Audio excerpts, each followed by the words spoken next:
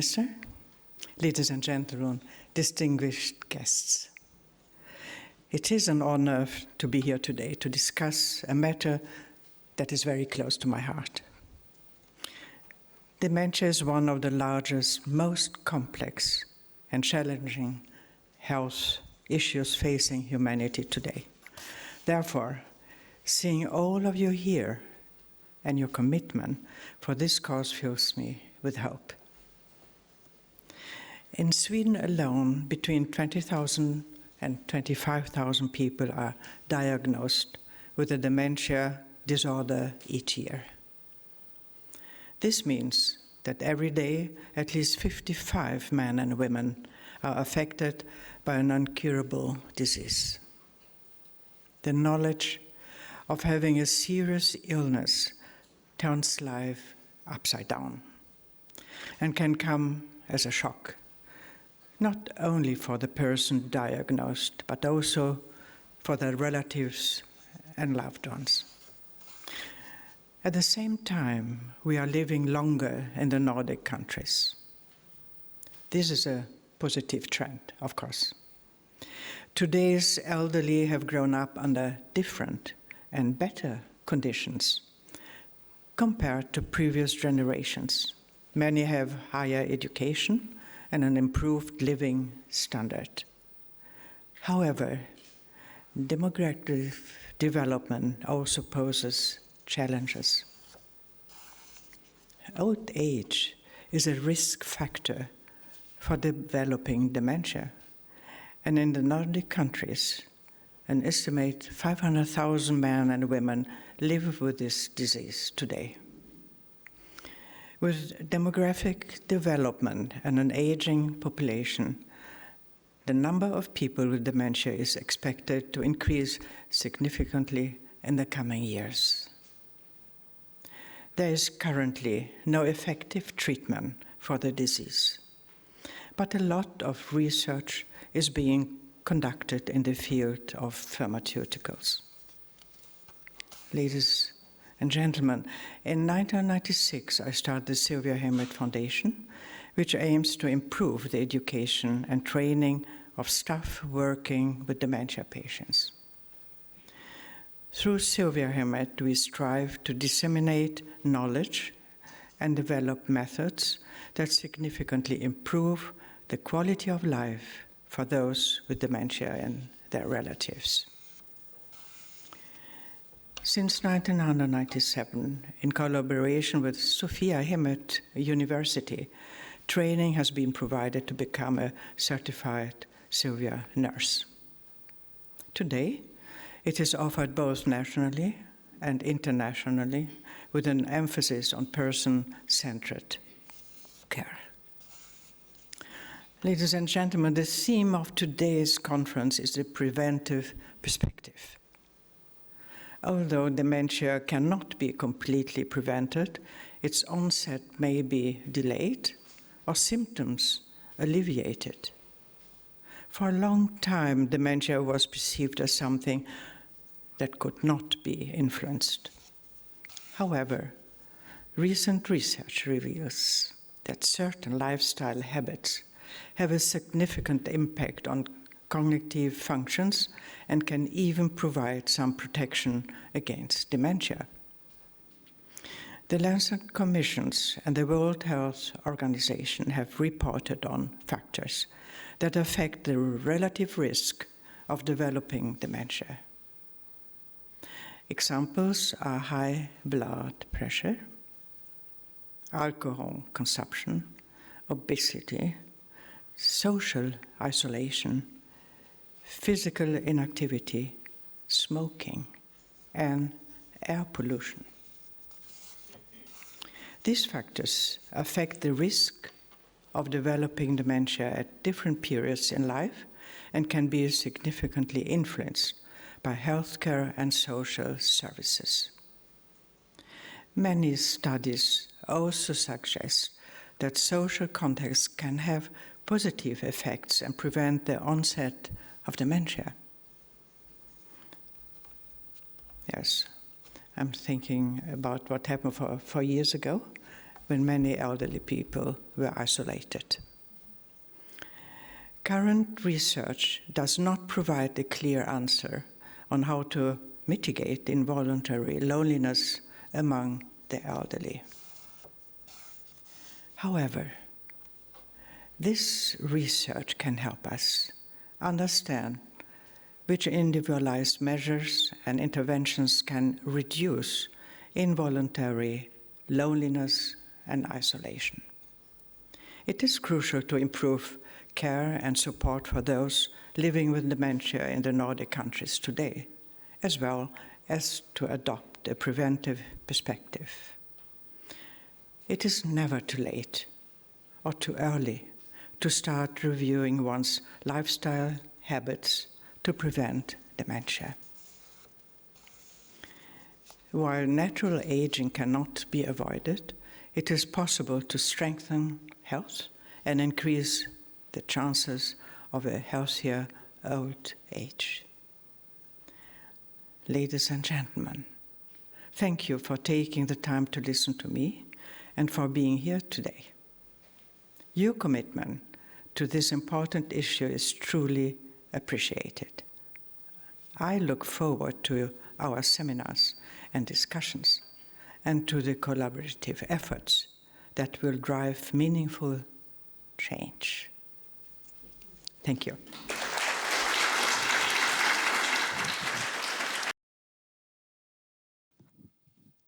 Your Majesty, ladies and gentlemen, good morning, everybody. I would like to begin by thanking Her Majesty the Queen for her opening remarks. I have had the honor of hearing Her Majesty speak of this issue before, and it's clear that this is an issue that is very close to her heart. I'm very grateful that you could attend this meeting today. I think it means a lot to everybody here in the room. I also want to welcome everyone to Stockholm. And for those of you who have traveled from other countries and autonomous regions, I want to warmly welcome you all to Sweden. In the Nordics, our countries and regions share many similarities. One such similarity is that we are all expecting an aging population. Nordic citizens are living longer lives and they are living healthier lives. This development is something very positive, but it also comes with new challenges. Dementia, as Her Majesty mentioned, is one of those such challenges. Dementia is one of the Nordics region's many public diseases. In Sweden alone, between 130,000 and 150,000 people are currently living with dementia. And as the population lives longer, this number is expected almost to double by 2050. This is a development that we in Sweden share with the rest of the Nordic countries. It will present a major challenge, particularly when it comes to health and social care services. The growing number of people with dementia will put increasing demands on our health and social services. At the same time, as the science advances, the understanding of dementia increases. One area where research have led to significant breakthrough is prevention. In light of these developments, it is particularly important to work preventively in the field of dementia, which is the theme of today's conference. In Sweden, work is underway and an updated national strategy for treatment and care of dementia. We have an existing strategy written in 2018, which focuses on the care of people living with dementia. But with recent advancements, a wider focus is now needed. One such new focus is prevention of dementia. Because we now know that dementia is something that could be influenced. This is research such as the finger study, which shows that certain lifestyles habits have a major impact on cognitive function and may even provide some protection against dementia. Although the disease is not entirely preventable, in some cases its onset can be delayed. The finger study is something we will hear more about during this day, and I'm delighted that Professor Mia Kivipelto is here to tell us more about her world-leading research. The science is clear. It is never too late to start working on lifestyle factors. It is now recognized that social isolation, for example, is the risk factor for developing dementia. Loneliness doesn't have to be a problem and may be a personal choice. However, the loneliness is not that is not a personal choice and leads to negative feelings for an individual where there is a clear link between loneliness and impaired mental and physical health. Loneliness could be about not feeling needed, not having someone to talk to in confidence, or not having anyone to share experiences, interests, and values with. It is important that everyone who works in healthcare and social care is aware of involuntary loneliness among elderly people. If you detect involuntary loneliness, you can also prevent and avoid it. After lunch, I'm also looking forward to seeing the results of the project that the Nordic Welfare Centre is working with concerning prevention of dementia. The work began last year and will be completing this autumn. Our Nordic welfare system has many and shares many similarities in many aspects, and we face, as I said before, common challenges. But this also means that together we have a great opportunity to work together and learn from each other. As I mentioned earlier, one challenge for us in the Nordic region is the demographic changes and the trend of a growing elderly population with an increasing number of people diagnosed with dementia disorder. In the Nordic countries, there are examples of strategic programs and practical applications that aim to prevent dementia. The aim of the Nordic Welfare Centre project, Dementia Prevention in the Nordic countries, is to gather knowledge about the Nordic countries and their work in this field. The survey covers the work both on a structural level and in terms of concrete actions. And I'm convinced that this is an area where we can all contribute to a benefit of the Nordic region as the whole. There are opportunities for our countries and autonomous regions to exchange experiences and learn from each other and how to work to prevent dementia. Nordic cooperation is important. Cooperation is necessary for us to meet future welfare challenges. And our countries are in many ways similar, but we can each have differences as well. And by learning from these differences, we can work for a better future for dementia throughout the entire Nordic region. And I'm definitely looking forward for the coming discussions, and I hope that today will provide us all with the information and inspiration. And I would definitely thank you all for taking the time to come here today, for traveling long, and to listening to what we have to say. So thank you all.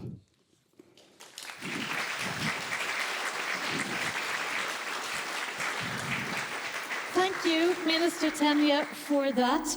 I know that you travel a lot around Sweden and the other Nordic countries to see the work that is done when it comes to prevention of dementia. What have you seen that has really impressed you? say that I've been traveling quite to many places. I've been both in care centers, to institutions, been meeting with the universities, but also, of course, with the caregivers and with the informal caregivers as well. And the municipalities in Sweden has definitely not the same challenges. It depends on, of course, the economy, the geography, and of course the demographic of the municipality. But what I have seen is that many municipalities and many companies as well in the care service business, they are definitely trying to get the competence for the caregivers on a high level. And I definitely see the differences from the 2 years now when I've been the minister of this area, that many throughout the whole of Sweden are definitely getting the education and the knowledge about how to treat people with dementia.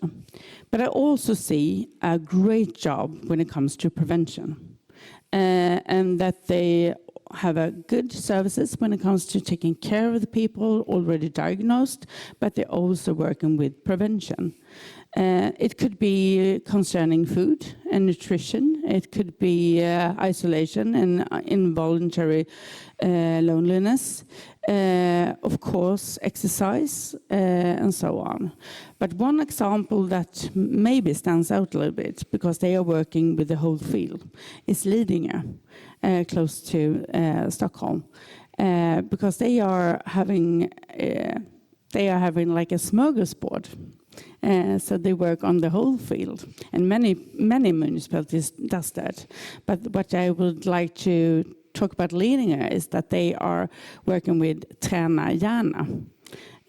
Sorry? Brain exercise. Oh, yeah. träna So hjärna. they are combining exercise for the whole body. I was with them. It was quite hard, I must say. But they are also training the brain. And they also have a place where people can come and have a coffee and talk to each other and so on. And they have different cultural experiences as well. So I think they have the whole smorgasbord when it comes to prevention. And I think more municipalities in Sweden should do like they do. So you see there is a movement forward on these issues? Definitely. I think it's top of mind on many municipalities, but sometimes they don't have the knowledge and they don't have the maybe resources. And that's why it's important for me in the government to have the äldreomsorgslyft, where we go in and help the municipalities with the money so they can afford to educate the personnel and the caregivers. Thank you so much, Minister Tanja, for that. Thank you. Your Majesty, Your Excellencies, ladies and gentlemen, thank you very much for the invitation. I'm extremely grateful. It's a privilege and a pleasure to be here to talk about this topic, which is both very important, very timely, and as Her Majesty has said, very near and dear to my heart and to millions of families across Europe and the world. Let me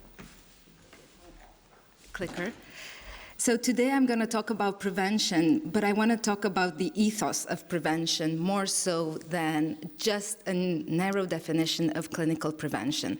And I'm going to try to explain what we can do across the life course to promote brain health, to promote healthy longevity, and as a result, prevent diseases like dementia and the burden that they carry. And I want to also emphasize that the work I will be describing today is work that in the World Health Organization spans many areas of work. We collaborate on this with colleagues from the Aging and Health Unit, Health Service Delivery, Workforce, Mental Health. Dementia truly is a societal, cross-sectoral priority, has to be thought of such and has to be addressed as one.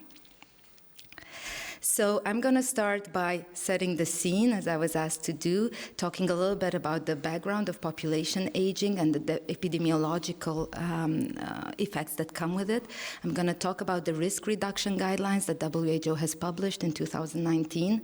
And then I'm going to end on hopefully a more positive, more optimistic narrative that looks at brain health and at how we can take a prevention orientation to not only the epidemiology of dementia, but also the treatment and care of dementia. This has been said, so I will not belabor the point, but indeed the population of the world and of the European region is aging rapidly. And 2014 is the first year in history where the number of older people in Europe has surpassed the number of younger people. This, as Her Majesty has said, is an achievement for everyone who works in public health, in social policy, in welfare. This is progress. This is something to be celebrated. And the doom and gloom that sometimes accompanies discussions of population aging in the media has to be combated. We have to push against it. It is a measure of societal progress that we live longer lives. But I do want to emphasize that while we talk a lot about population aging, it is less well known that we also see a progressive aging of the older population itself. What do I mean by this? The fastest growing population group is the 80 plus, the oldest old. This is significant, again, because it means we are expanding lifespans, but it's also significant because it is in this age group where we see the limitations of the policies we have led. Because it is very good that populations grow older, it is not good that we don't grow older healthily. So what we do see is that not all, but many of the years that we are adding to our lifespans are not years lived in good health, but rather they're years lived with disease, with disability, and with limitations. And this is the challenge we have to press against. Not the expansion of lifespans, but rather we need to invest in expanding healthy lifespans and reducing years lived with disease and disability at the end of life. Dementia is only one, but a very important contributor to this, to the years lived with disability, the life years lost. And I'm showing in this graph recent data published under the Global Health Estimates that plots the main leading causes of disease across the world on the left-hand side of the screen and in high-income countries on the right-hand side of the screen. And you can see that Alzheimer's disease and dementia are the 7th largest cause of death globally. But if we look at high-income countries, where certainly the population is indeed older, Alzheimer's disease and dementia is the 4th leading cause of death. More than that, there's another significant aspect that this graph emphasizes well, that between 2000 and 2021, the number of deaths caused by Alzheimer's disease and dementia has increased a lot. In fact, it has increased 4-fold. Yeah? It is on track to becoming the 3rd largest leading cause of disease and is on track to overtake stroke, because whereas we have been quite successful in reducing the number of deaths linked to stroke and even to ischemic heart disease, the number of deaths caused by dementia keeps increasing. On the right-hand side, I've shown a graph for Sweden specifically. Well, Alzheimer's disease and dementia is the 2nd leading cause of death. So this should be a public health priority. This is a public health priority and should be addressed as such in all the Nordic countries and across the world. I want to also say a few words about the burden that comes with a dementia disease, because it's not just the mortality, it is also, importantly, the loss of quality of life and the burden of disability. And this has been mentioned before. The statistics show that between 2000 and 2020, we have gone in the European region from 3.7 million years of life lost due to ill health, to disability, and to disease, to 7.7, almost a doubling. And I want to emphasize here that the number of DALYs lost is almost twice as high among women than it is among men. And there are others here that can talk more expertly about why that is the case, and I'm sure they will hint at it. But I think it's very important to think not only about the prevalence of dementia, what we can do to prevent it, but also the inequalities that are embedded in every aspect of this disease, from exposure to risk, access to diagnosis, time at diagnosis, access to treatment, and the quality of care we receive. And gender is only one of the dimensions of inequalities, an important one, but only one. And it is also important to underline, as I think was hinted already before by Minister Tenya, that women are not only represent a majority of people living with dementia, they also represent a large majority of caregivers of people living with dementia, both formal and informal. Both as family caregivers and as care workers, we are overwhelmingly relying on women. We know from estimates, if I'm not mistaken, in 2019, that the financial global burden of dementia can be estimated close to $1.3 trillion. Half of that is costs borne by families in informal care, overwhelmingly so women.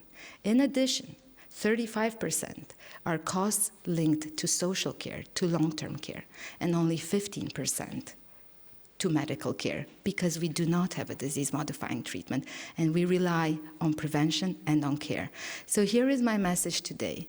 In the face of this considerable burden to societies, to families, to individuals, and in the absence of a disease-modifying drug, although we are optimistic that we will have one soon, we have a moral and an economic imperative to invest, to step up investment, to accelerate investment in prevention efforts, in developing a more positive, more optimistic, more empowering narrative about dementia, and investing in high-quality care. And I'm going to try to talk quickly about all these three things. Do I still have about 10 minutes? Perfect. So let me start quickly with WHO's risk reduction guidelines. As I mentioned, these were published in 2019. They are one of the main goals that were set for WHO Secretariat in the Global Action Plan on the Public Health Response for Dementia. But the guidelines represent really a truly global collaboration. They are designed together with a group of experts. They rely on a very thorough, very detailed synthesis of the available evidence. And the recommendations that are derived from it are discussed and agreed upon in several consensus meetings with a large number of stakeholders. What are risk reduction guidelines? They really are recommendations for clinical practice. They target primarily care providers and care professionals, be they doctors, be they nurses, be they healthcare workers in primary or secondary care. They look at specific interventions that we should and could implement everywhere, and for everyone. These are strong recommendations, but also conditional recommendations. Do we have evidence for interventions that work for specific groups or in specific situations?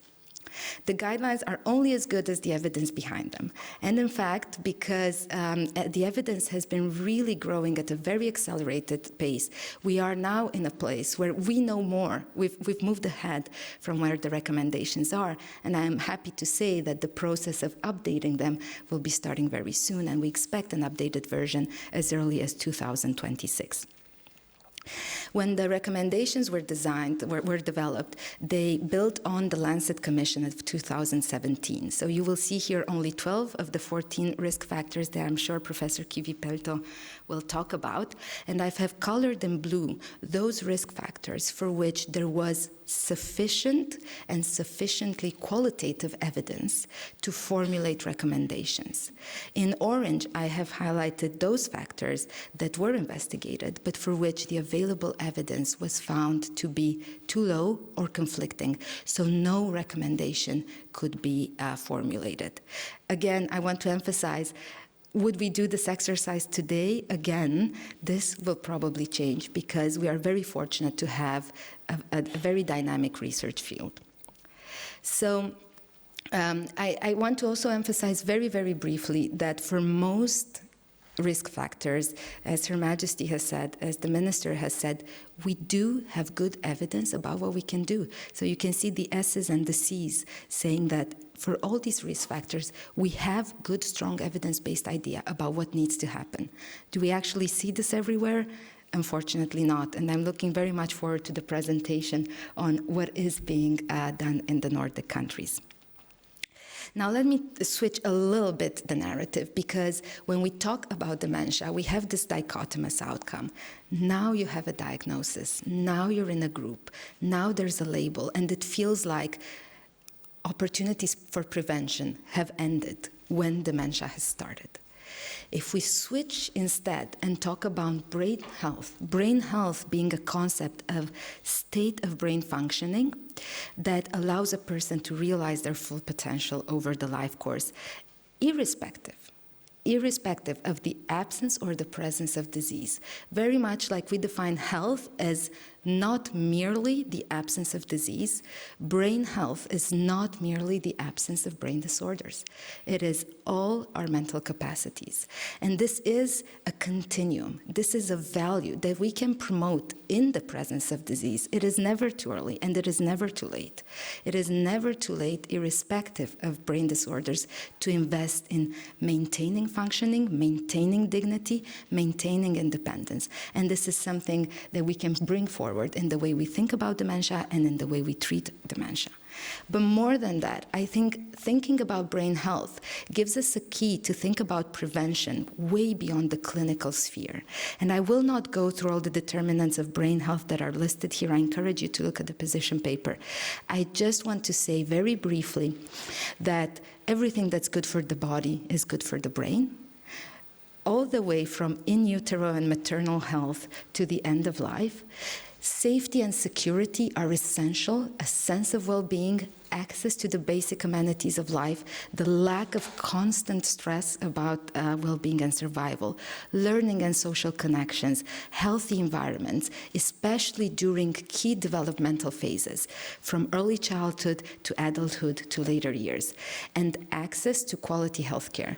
Because again, we can promote brain health. Once you've received a diagnosis, be it a dementia or any other disease that affects the central nervous system, there's still a lot we can do to keep functionality, to keep inclusion, and to keep dignity. So let me tell you a little bit about how we think about it in a public health approach to healthy aging and to integrated long-term care. So in this framework, we've split a little bit the end of life into three phases. And age is the determining factor, but age is not destiny. There's a correlation, not a direct causation there. But we can see in many cases that functional ability declines towards the end of life. So we move through periods of high and stable capacity to declining capacity and significant capacity loss. What is intrinsic capacity? Intrinsic capacity is our personal abilities, our health status, our energy, our personal attributes. Intrinsic capacity declines in the presence of disease, but functionality doesn't. Functionality is defined as the intersection of our personal ability with the environment that we are based in. So in a supportive, in an accessible environment, despite the presence of disease, despite limitation, we can still maintain our functioning, we can still maintain our dignity. And this gives us two key areas for prevention. One is improve health, prevent the conditions that lead to functional decline.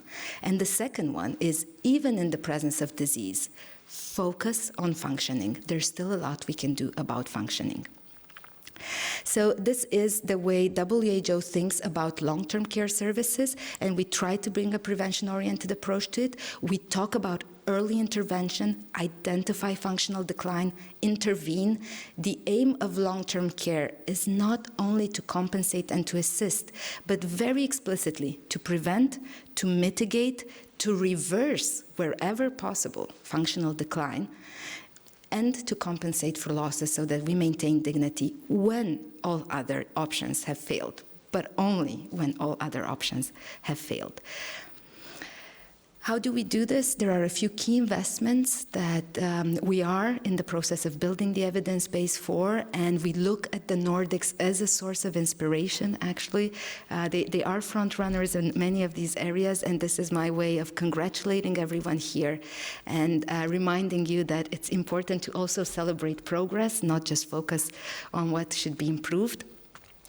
But here are 5 areas of work that are essential to long-term care that is aligned with universal health coverage and that is aligned with the principle of equitable health for all. First and foremost, we need to invest in assistive and rehabilitative care services that are high quality, that are person-centered, as Her Majesty has said, that are accessible to all.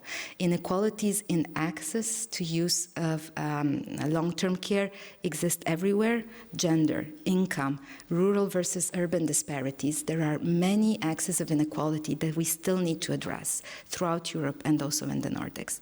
Support for informal caregivers and their families. They remain the backbone of care systems. They will remain the backbone of care systems, but we need to find out ways that they can provide the care that is needed without sacrificing their own health, their own well-being, their own social connectedness. This happens too often, and during the pandemic we have seen how heavy this burden is and how long-lasting the effects can be. Access to assistive and digital technologies. It's not just services, it's finding out smart new ways to empower people and to support self-care and to give people the tools to function better in environments that are progressing towards technology. This means digital inclusion needs to be at the core of the prevention agenda, but it also means that we need to do technological design in a way that is focused on the needs of people with and without dementia. Community investment and enabling environments is a key investment because, again, functioning is determined in relation to the environment. In age-friendly cities, in dementia-friendly communities, in places that are accessible and supportive, we can all flourish despite the diagnosis of dementia or any other disease. We can remain engaged with the community, and we can delay the need for institutionalization or completely prevent it, which in itself would be a fantastic outcome. Finally, palliative and end-of-life care. It's important that we think of quality of life and quality of death together.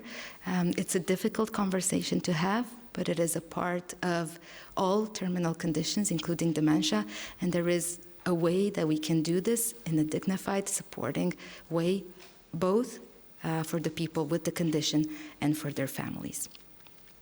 So I will end on reminding you of the Pan-European Mental Health Coalition, which includes a work package on the mental health of older adults.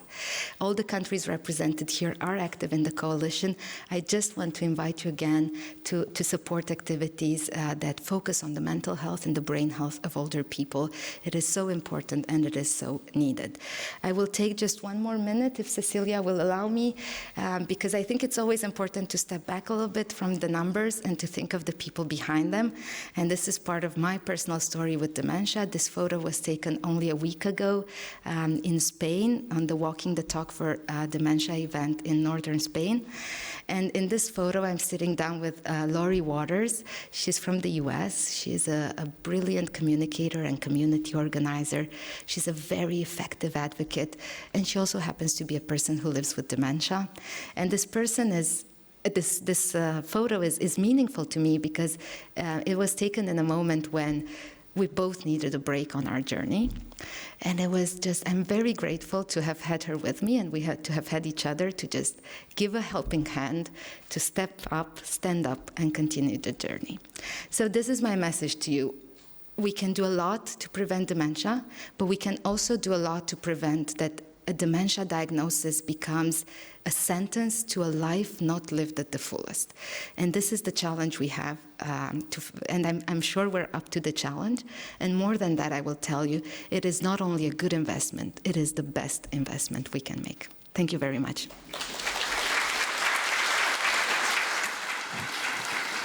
Please stay, Stefania. Stefania, come back. I know there are comments for you. I know there's people in the audience who want to make a comment here. Sorry. Because we also have a few minutes. Oh, they disappeared. No? Hi, yeah, please stand up. Marius Fosse from the Ministry of Health in Norway. First, thank you very much for an inspiring presentation, because you have a very positive message. And I think this is one of the main things to take with us, with this positive message. That the focusing on the possibility of prevention, but also focusing on function, which give us possibilities. From a policy point of view, Dementia was a kind of working in public health. It was very frustrating because promoting health and increasing life longevity in the population caused increased dementia in the population, which was very costly. But now, with this new perspective, we got with dementia in the mind as a part, much more in a part of the public health policy, focusing on determinants of health, focusing on lifestyles, and it will be a good part of it. Another thing is, of course, the demographic challenge, with the possibility both to prevent dementia, but also focusing on function. We also put public health in the center of the solution of the democratic challenge. So this is, thank you very much. This was really a good, a positive message. Thank you. Thank you. You summarized it better than I could. You should have given the presentation, I think. A small word from Knut also. Thank you. So I'm Knut Lönnroth. I'm the Chief Medical Officer of Åland. In a previous life, I was working for World Health Organization in headquarters doing normative work, developing guidelines. So I have two reflections, kind of bridging that experience with my, with my current work in a semi-autonomous region, part of Finland, in implementing global guidance. When I was working for WHO, I was not at all working on non-communicable diseases or mental health. It was communicable diseases, and more specifically tuberculosis. There was a journey during those 14 years, moving from developing clinical guidelines plus guidance on how to stop transmission. That was the main sort of dogma. This is the way we prevent and we control communicable diseases. But as we went on analyzing the global factors, we more and more started to look at the lifestyle factors and underlying social determinants, and ended up identifying both non-communicable diseases themselves, such as diabetes, and their underlying risk factors, such as smoking, alcohol, nutrition, and some more upstream things like air pollution. So they are now part of the global fight against communicable diseases and tuberculosis.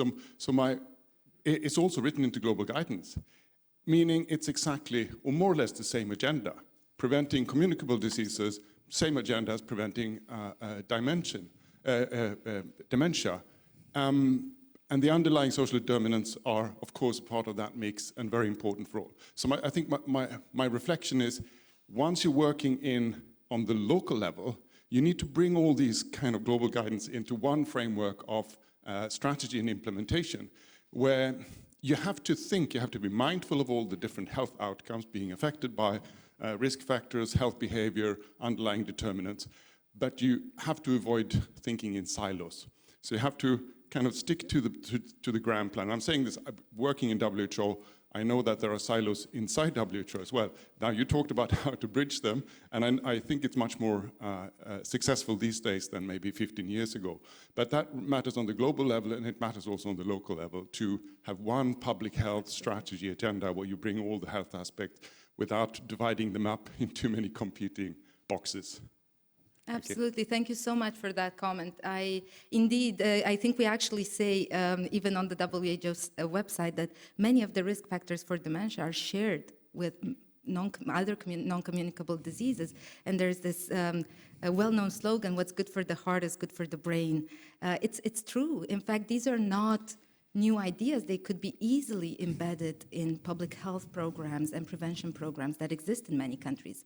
But it is important that we we bring these topics together, that we bring the resources together, and that we organize. And unfortunately, we leave this too often for the local level to manage, and I think we can improve a little bit, especially we've been focusing maybe a little bit more on the complex governance between sectors than vertically within the healthcare sector, because I was mentioning many risk factors that cannot be managed within the clinical realm or within the healthcare system.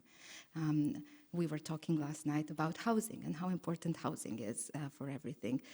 Deprivation, social isolation, these are not things that doctors can solve, and we can never train doctors to solve this. We really need a broader societal-wide approach to think about how we build health in communities from early childhood.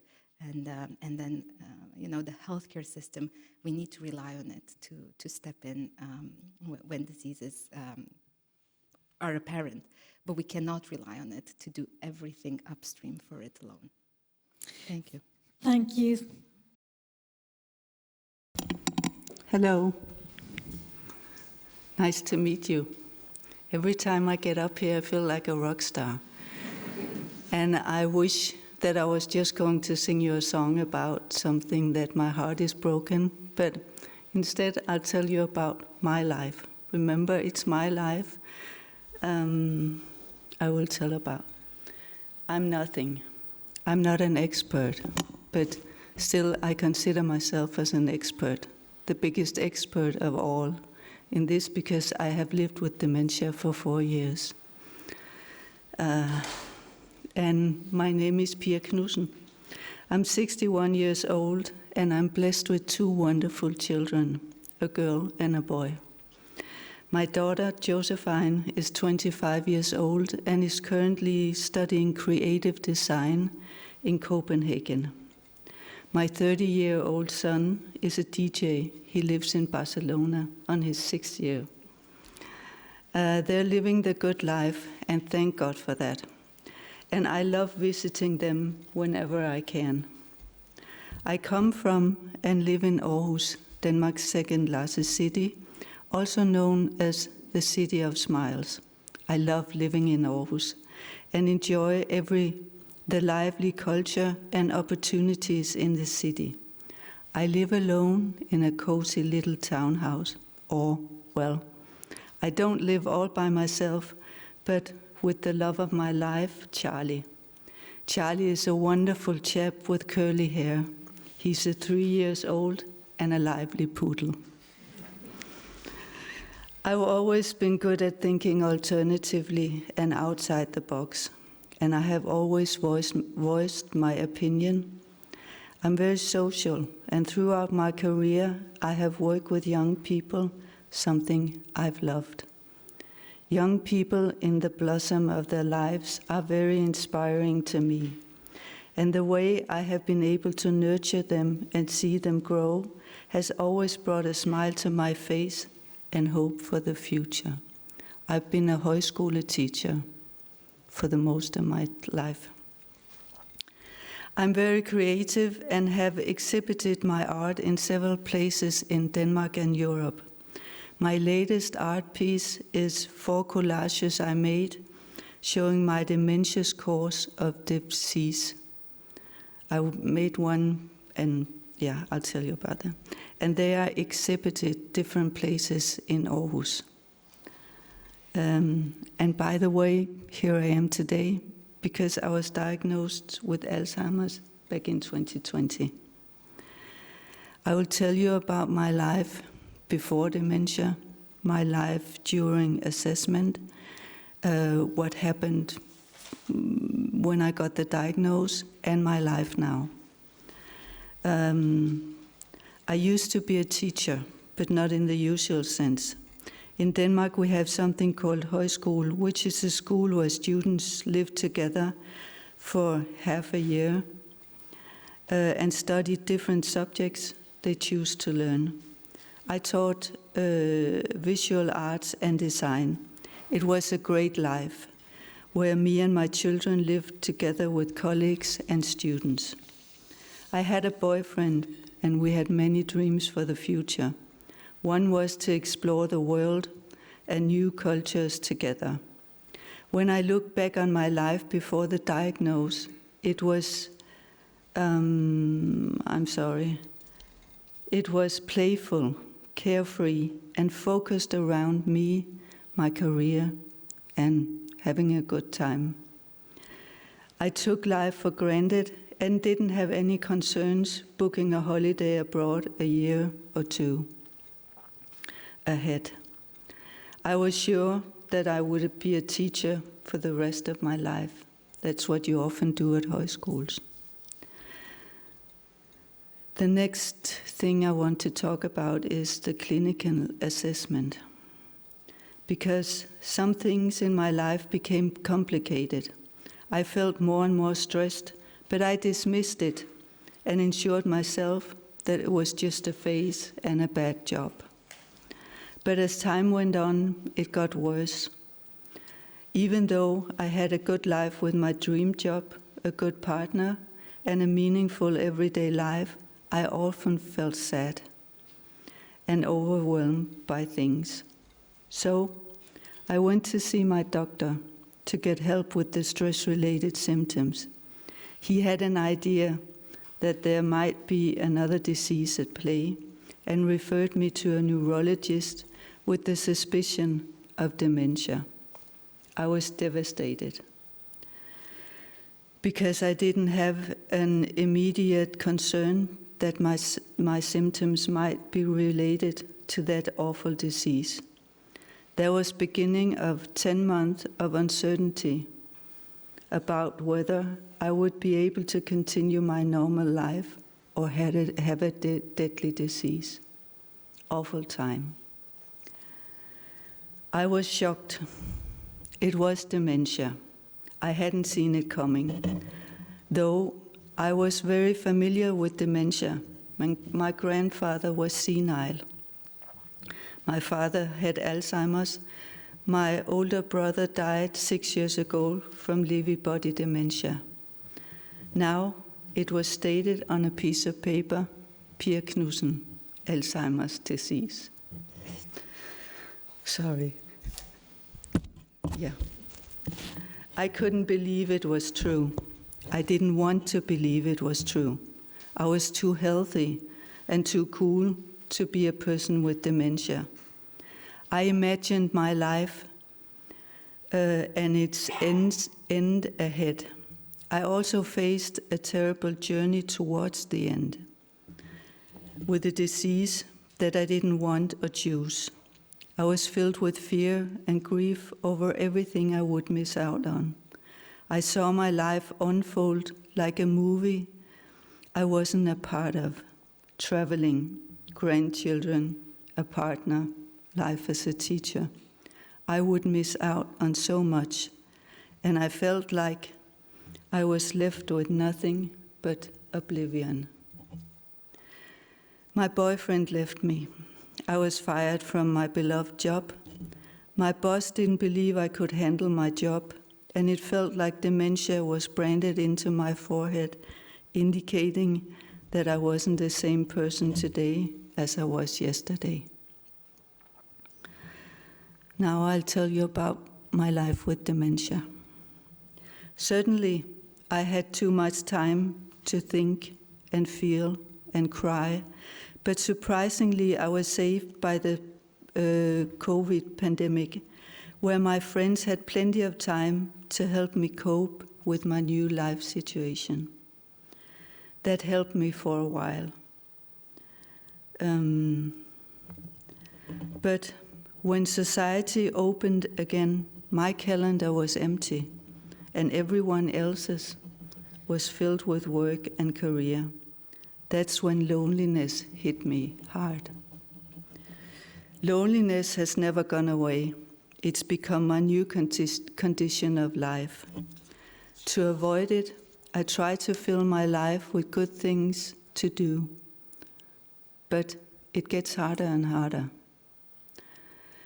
The disease has become worse, so I have difficulty keeping track of writing this text, remembering what I have written and what I want to write. It's as if the connection between the words that arise as an idea in my brain disappears before they come out into the text. It's a new phase that's very frightening and claustrophobic, because the space where creativity and text are created shrinks minute by minute, which means that a part of me dies minute by minute. It also embarrasses me because, for example, I can't participate as much in conversations.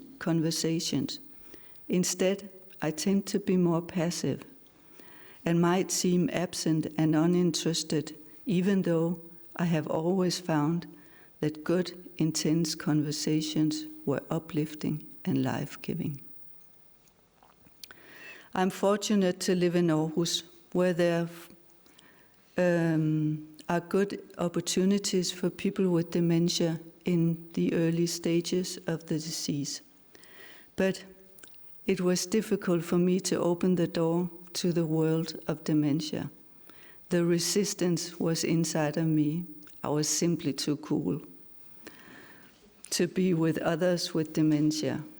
Or so I thought. When I finally mustered the courage and started being part of the municipality's training program, Dementia, where I train my body and brain several times a week and have made good friendships with people I train with and those who train us, my life began to be meaningful again. In addition, I met the right people at the right time who really saw me, Pia Knudsen, and my potential, not me being the disease. That was a lucky strike. Many doors have opened, and I've become empowered to step through them with my head held high and an acceptance of my fate. Today, I've been given a new life, for better or worse. Mostly for the better. I know it sounds strange, but it's true. Good friendships have formed with people in the same situation as me. We meet for social events. For example, we have the coolest dementia soccer team, where we still discuss if it gives points to score in your own goal. That happens a lot. We have, until recently, we have been able to gather for lunches, movie nights and parties and much more, all organized by the Danish Alzheimer's Association, and in combination with the training program offered by the municipality. My life in general, once again, has meaning. I have come to realize that others living with dementia are ordinary people who have found themselves in a difficult life situation, just like me. It's invaluable to be part of fellowships that have realized that life has an expiration date and therefore cherish it every day. All the opportunities given to give my life, despite the death sentence, new meaning. Before I had the diagnosis, I had never spoken on a podium. Now I have spoken on more podiums that I can count and even remember. I speak with influential people such as politicians and other decision makers in Denmark. I appear in newspapers and local news, and I advise on various dementia-related topics, and many, many more things. It's incredible to experience having so much to say and be listened to so much. I've always had opinions, but never such a strong voice. I feel like I've created a new job in a new life by becoming spokespersons for people with dementia. On my way, I meet people living with dementia who don't dare to come forward out of fear or shame. It's terrible to have to live in hiding with a disease you didn't choose and would do anything to avoid. I speak for them and I raise my voice to anyone who will listen. Now you're here listening today. I have many, many more things to say to you guys that doesn't have dementia, but I have chosen one today because it's about communities. And I hope my voice can help you understand our life situation. And I'll do that now. In my encounter with public and association offers, I have had many positive and enriching experiences and insights. But I also have thoughts about what could be enriched. When someone reaches out to us and helps us into a new community where we can grow and find a foothold in our new life, which in every way is shaped by our dementia diagnosis, it is, for many people, a crucial support in a fragile and sorrowful time. The world opens up again with new fellowships and activities that brings meaning back to our lives. In a sense, these communities become a new anchor point in our existence, where we often have lost our entire foundation of life, our future, friendships, work, and ourselves. We become dependent on the help because in our vulnerable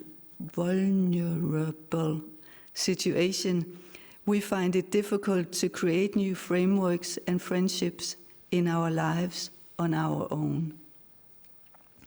Therefore, it's tragic and destructive when the surrounding society chooses to cut back or completely remove the support for the services that are life-giving for us. Then we're left there, abandoned on the train platform, and once again the thread of our lives is broken. And with a progressive disease, it becomes harder and harder to get back on feet. Alpha and Omega, with continuous and ongoing services, more people with dementia would be able to maintain joy of life and self-perception for a longer time. And I'm sure it would save people, it will save the communities for a lot of money, because we would keep happy instead of getting a depression, as many people with dementia do. So I know it, I'm living it, because I experience it every Tuesday and Thursday at the Dementia Corner in Aarhus, where I can stay for as long as I need to. And that gives me a feeling of comfort, of safety, as somebody gripping me when I fall, and a big fellowship with others who train with me and the persons who train me. So that's my saying for today. I don't think there's room for questions. No. So if you want to contact me, I made some homemade cards with my contact information. So if you want that or you want to talk to me, come to me afterwards. I would like to talk to you. Thank you.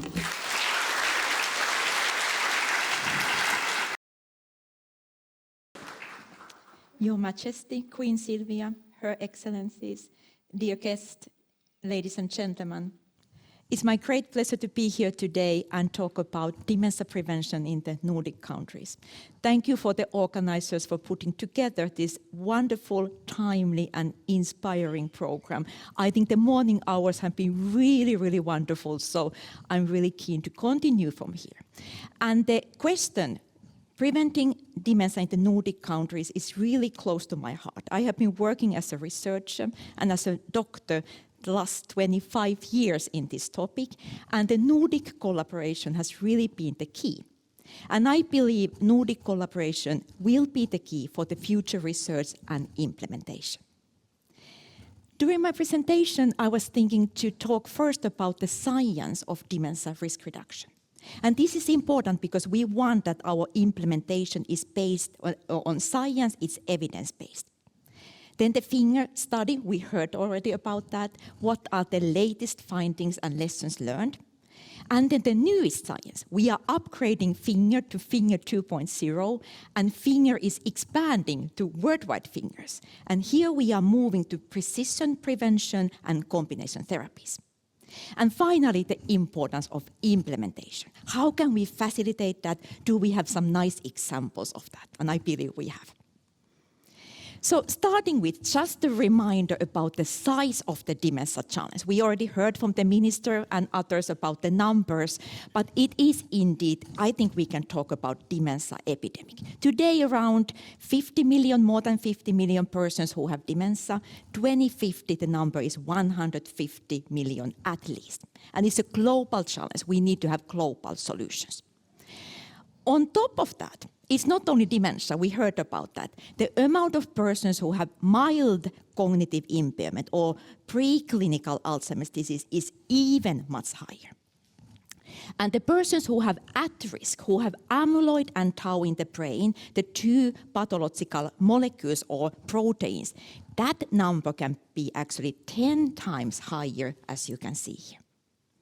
It's a very exciting time in Alzheimer's research because now we can measure amyloid and tau using quite simple measures in the close future with blood test, which is really, I believe, changing the whole game. We can find these at-risk persons. It's important to notice that not all of these persons who have amyloid in the brain will develop Alzheimer's disease or dementia. And here is the potential for prevention. If we can focus on those persons who have increased risk and try to prevent or postpone the onset of dementia. As we heard, dementia is causing is a big burden from the individual, the families, and the whole society. It's one of the most expensive, costly disorders what we have. We already heard about the numbers. 1.3 trillion US dollars. It's a lot of money. If we are zooming to Sweden, these are the Swedish numbers, around 81.6 million Swedish crowns, 81.6 miljarder svenska kronor. And as we heard, big part of that is municipalities. It's the long-term care, it's the home care, that's really the biggest part. Medical cost, like the diagnosis and treatments, is still quite small part. This can, of course, change, especially if we get the newer medications on the market. And informal care, that was also highlighted, a bit more difficult to estimate how big part that it is, but it is a big part, and especially globally that number is, as mentioned, even higher, up to 50% of the total cost. So it's in a way clear that prevention could be the key here, and I'm very happy to see that so many stakeholders, not only researchers, are really highlighting prevention as the key measure if we want to manage this global dementia epidemic. And here, if we could just postpone the onset of dementia by 5 years, the amount of patients would reduce by 50%. So maybe we can't totally prevent, but just postponing the onset would have a huge effect. Postponing the onset of moving to the nursing homes and so on. So that would be really, really important. So already now, I think this is one of the key messages. Reducing dementia risk, never too early, never too late, as Her Majesty already mentioned. And also, not only focusing on dementia, we should focus more on brain health. How can we optimize brain health during the whole life course? That was already also mentioned, so I think we are very aligned with our message. The question is how much we can prevent dementia. This is a difficult question because, of course, there are a lot of estimates, a lot of modeling assumptions. But this is the newest Lancet Commission paper, which was just published at the end of July. And the good news here is that the prevention potential is even higher. 45% of all dementias seem to be linked to modifiable risk factors. The earlier report from 4 years back, that was 40%. So now there is 5% increase in this prevention potential. It does not mean that we can prevent all dementias. We have age, we have genetic factors that is even stronger when you have dementia earlier in life if you have the family history. But there are many factors what we can really try to affect.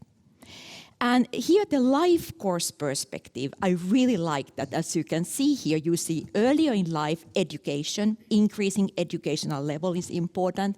And you see this cluster at midlife, a lot of important risk factors already at midlife. And that's why we normally say it's never too early to start, because that's where we should start at latest. And late life, here are a lot of psychosocial, social isolation, loneliness was mentioned. So I think the psychosocial risk factors are very important later in life. We were asked to write a commentary about this Lancet Commission paper, and we did. We really highlighted this, how important this is, and also the fact, be ambitious about prevention. There is so much we can do today, and we should try to implement this. And with implementing, we can think two levels. We can have the kind of policy change on national and international level, making the healthy choices the easy ones, and individually tailored interventions. I believe both are needed to really make the significant progress. Let's look at the risk factor list a bit more closely.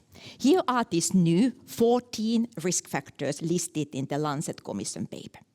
And the new ones I have highlighted with bold. So we have these factors like diabetes, high blood pressure, obesity already at midlife. They have been there for quite many years.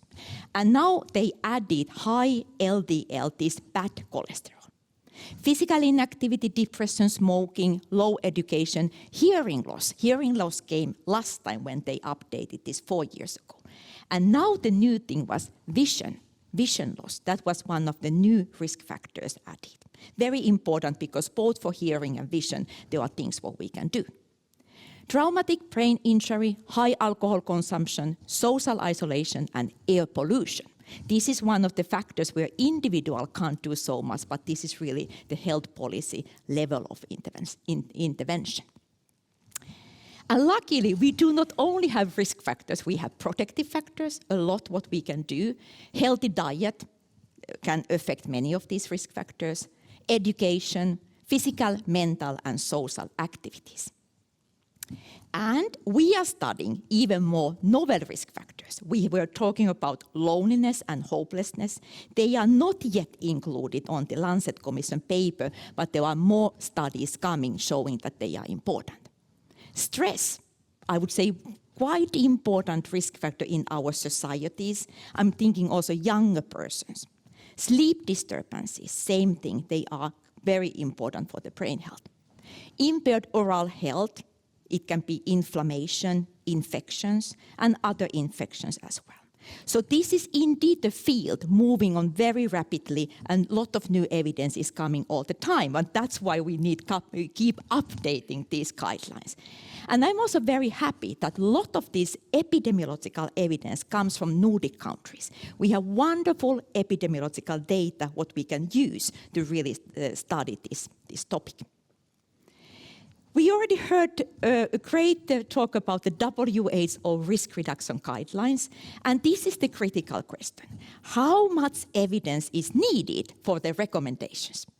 And I have had the pleasure to be part of the WHO risk reduction guidelines, and we have just started the updating work and hope to be ready, as heard, 2025 or 2026. So the idea is to go through again all the risk factors, given that there is so much new evidence, and see, can we give the recommendations? This list, Lancet Commission and WHO, are quite similar, but there are some differences. For example, nutritional interventions, healthy diet, was not included on the Lancet Commission paper, but is included here, because we felt that so important to give the recommendations about the healthy diet. So this updating is soon coming. One important question is as well, how can we find these persons who have increased risk where we should focus these interventions? And the as you know, the process leading to dementia is long. It may start 15, 20 years before we can have the dementia diagnosis. And we want to find the risk persons before there is really clear brain changes and brain lesions. I already mentioned the biomarkers, especially if we work at the memory clinic. Of course, we can use these for the diagnosis.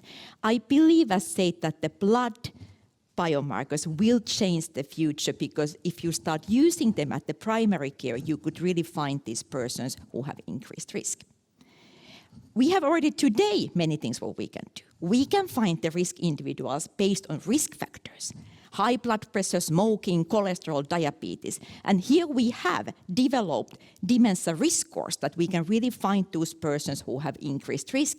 The GATE dementia risk score is one example. It is used already both in Sweden and Finland at least, and it's validated. So we have tools available. So it's clear, if we put together all this evidence, that the direction is to multi-domain interventions. It's important to target several risk factors and mechanisms at the same time to get this clear preventive effect.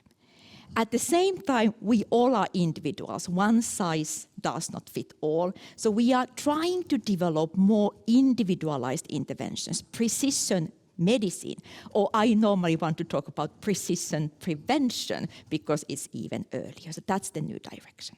So we have knowledge about risk factors. Now we are moving to clinical trials because that's the highest level of evidence we can get, and that's important before we then move to the implementation.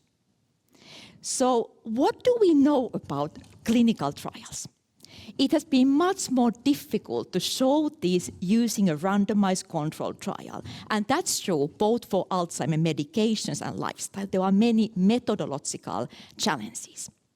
The FINGER trial, which is a great collaboration between Finland and Sweden, I have been leading it for many, many years, and that was the first large randomized trial showing that it is possible to prevent cognitive impairment when we put together several modifiable risk factors, which you can see here: nutrition, exercise, cognitive training, social activities, and taking care of all vascular risk factors compared to regular health advice.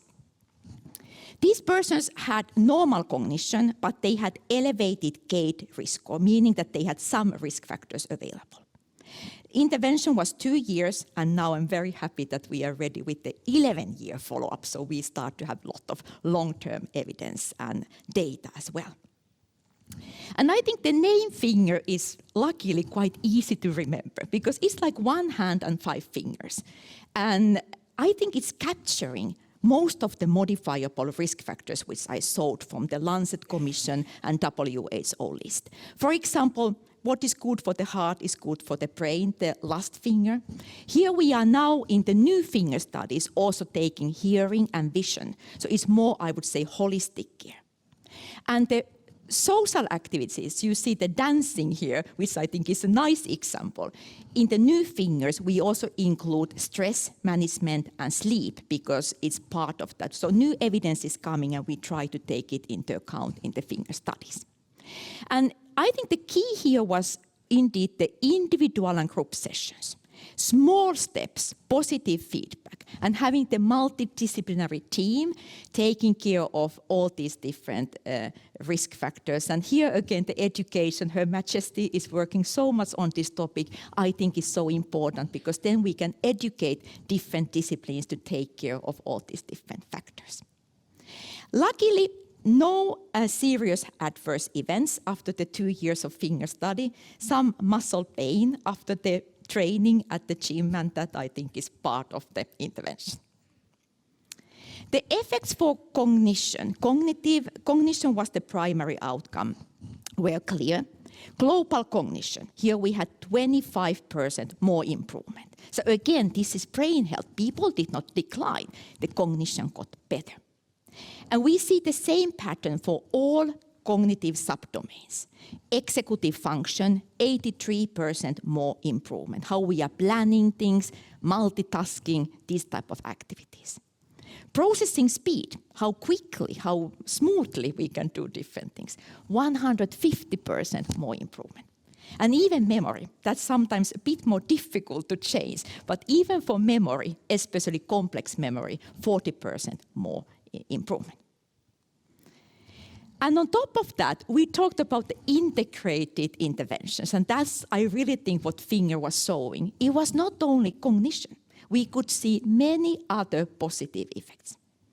Reduced risk for cardiovascular events, 30% lower risk for functional decline. So indeed, this functional part was really important.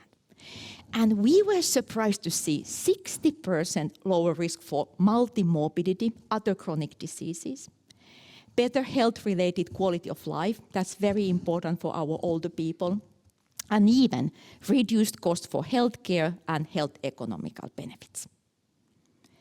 Here is one example of the newer results when we have been using the longer-term follow-up. For stroke and cardiovascular events, we used even the register data. So up to 7-8 years, there was significantly reduced risk for stroke.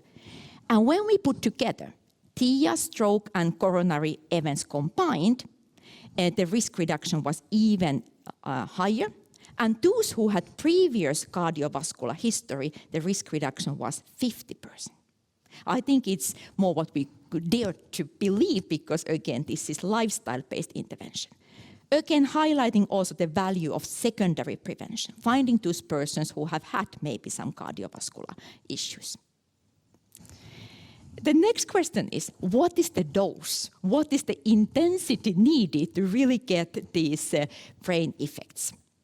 And we have been studying this in Finger, and we could see that those persons who came to us and did all the training, at least 50%, then we could see the benefit on brain health. So luckily, you don't need to do everything. That's maybe not realistic, but certain type of long-term adherence is important, and that's what I believe we need to try to support adherence in the implementation, taking care of all these 5 fingers every day. And why this is important? I mean, we are the heads down generation. Look the numbers here of how many hours we are sitting every day. Nowadays, we sometimes say that sitting on chairs is the new smoking because it's 9-10 hours, even for young children and older persons every day. So physical activity, it can be also just increasing like small movement breaks and trying to avoid sitting long times at once. So even that could have a huge impact on brain health. The long-term follow-up, we have just started to analyze this up to 11 years, and we have a wonderful opportunity not only to study the clinical outcomes, but also the biomarkers, to really see who are those persons who are declining, what is happening if we are checking the mechanisms, because this can help us to find new targets and move to this precision prevention, which I mentioned. And we were talking about aging as the major risk factor for dementia, and we have started to analyze the metabolomic aging. And I have the good news. This type of intervention may slow down aging, the metabolomic aging, the metabolomic clock. So aging is not maybe totally impossible to stop, or we can maybe postpone it at that. So the mechanisms here really are broad. It's not only Alzheimer's specific, but there seems to be many things happening when we can analyze these different biomarkers. One question I often also get is, it's difficult to have these long-term lifestyle changes, how long time they last. And we have had the chance to analyze this in the Finger. We were there with our fingers only 2 years, and after that it was this observational follow-up. And here you see the red line is the line who were part of the Finger intervention. Still up to 7 years, this group had healthier lifestyle for all these 5 fingers. After 7 years came pandemic, then we don't see any more so big differences, but 7 years for me was very good results. And the other line here, there were subgroups, those who were older than 70 years. They were able to keep the healthier lifestyle up to 11 years. For me, that was really fantastic to see. So having the long-term lifestyle changes, it is possible. Health economics. This is, of course, the question, how much the Finger intervention costs? Is it feasible to implement that. We have been analyzing the health economics data with my colleagues Anders Wimo and Linus Jönsson. And again here, we have good news. This is modeling. We are modeling how long time it takes that people is changing from at-risk to mild, severe stages of dementia, and we use the QALYs. So finger intervention has the potential to be cost or give cost savings, and given that the target population, as you remember, was so big, on societal level, the cost savings can be really, really big. So this gives one more argumentation why we should focus on this type of analysis. These analyses are quite tricky to conduct, and now we are working with the worldwide fingers, trying to give guidance for the new countries how to collect this type of data, so that in the future we have even better estimates for the health economical analysis. And this is one more the results from the cost savings, healthcare use. Again, because we have wonderful registers in Nordic countries, we were able to link the data to the registers. And as you can see here, along a follow-up, those persons who were in the finger intervention group had fewer days in hospital, they had less ambulatory care, and the total healthcare service cost was around €500 less per person per year. So that again gives further indication that there are cost savings.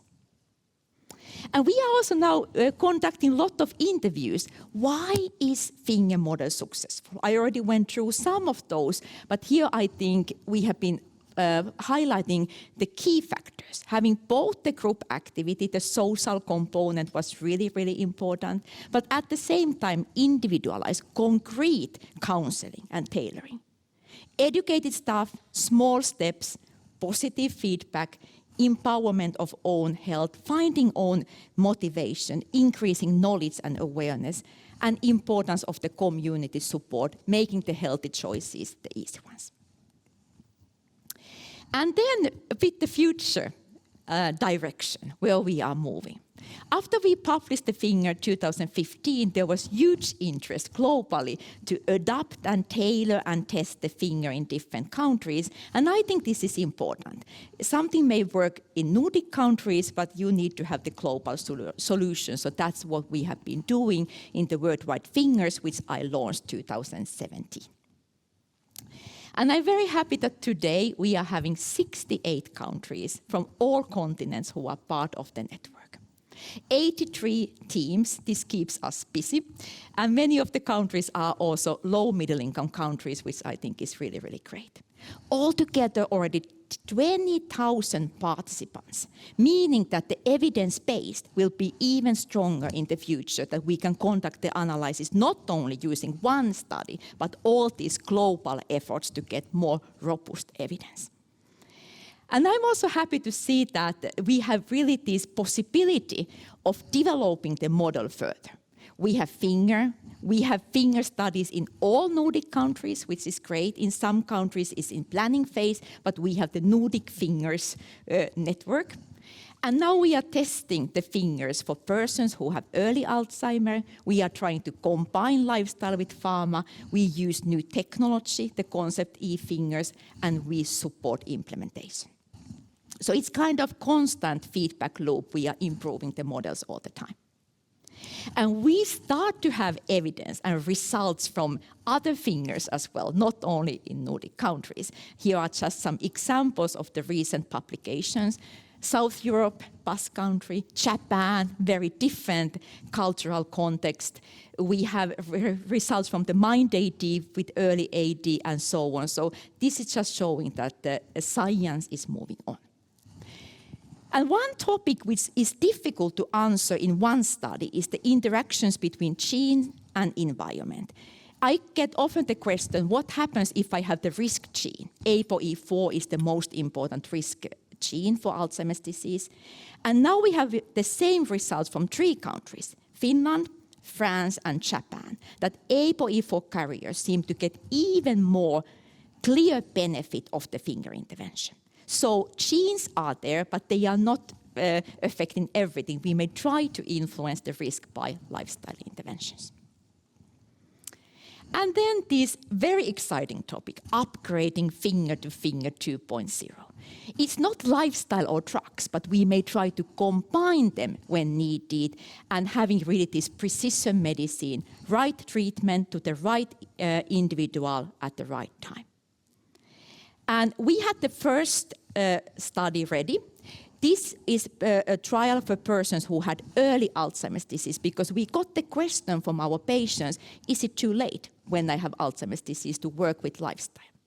We conducted MindAD in 4 countries, and we adapted finger for those persons. We combined it with medical food, and that combination worked very well.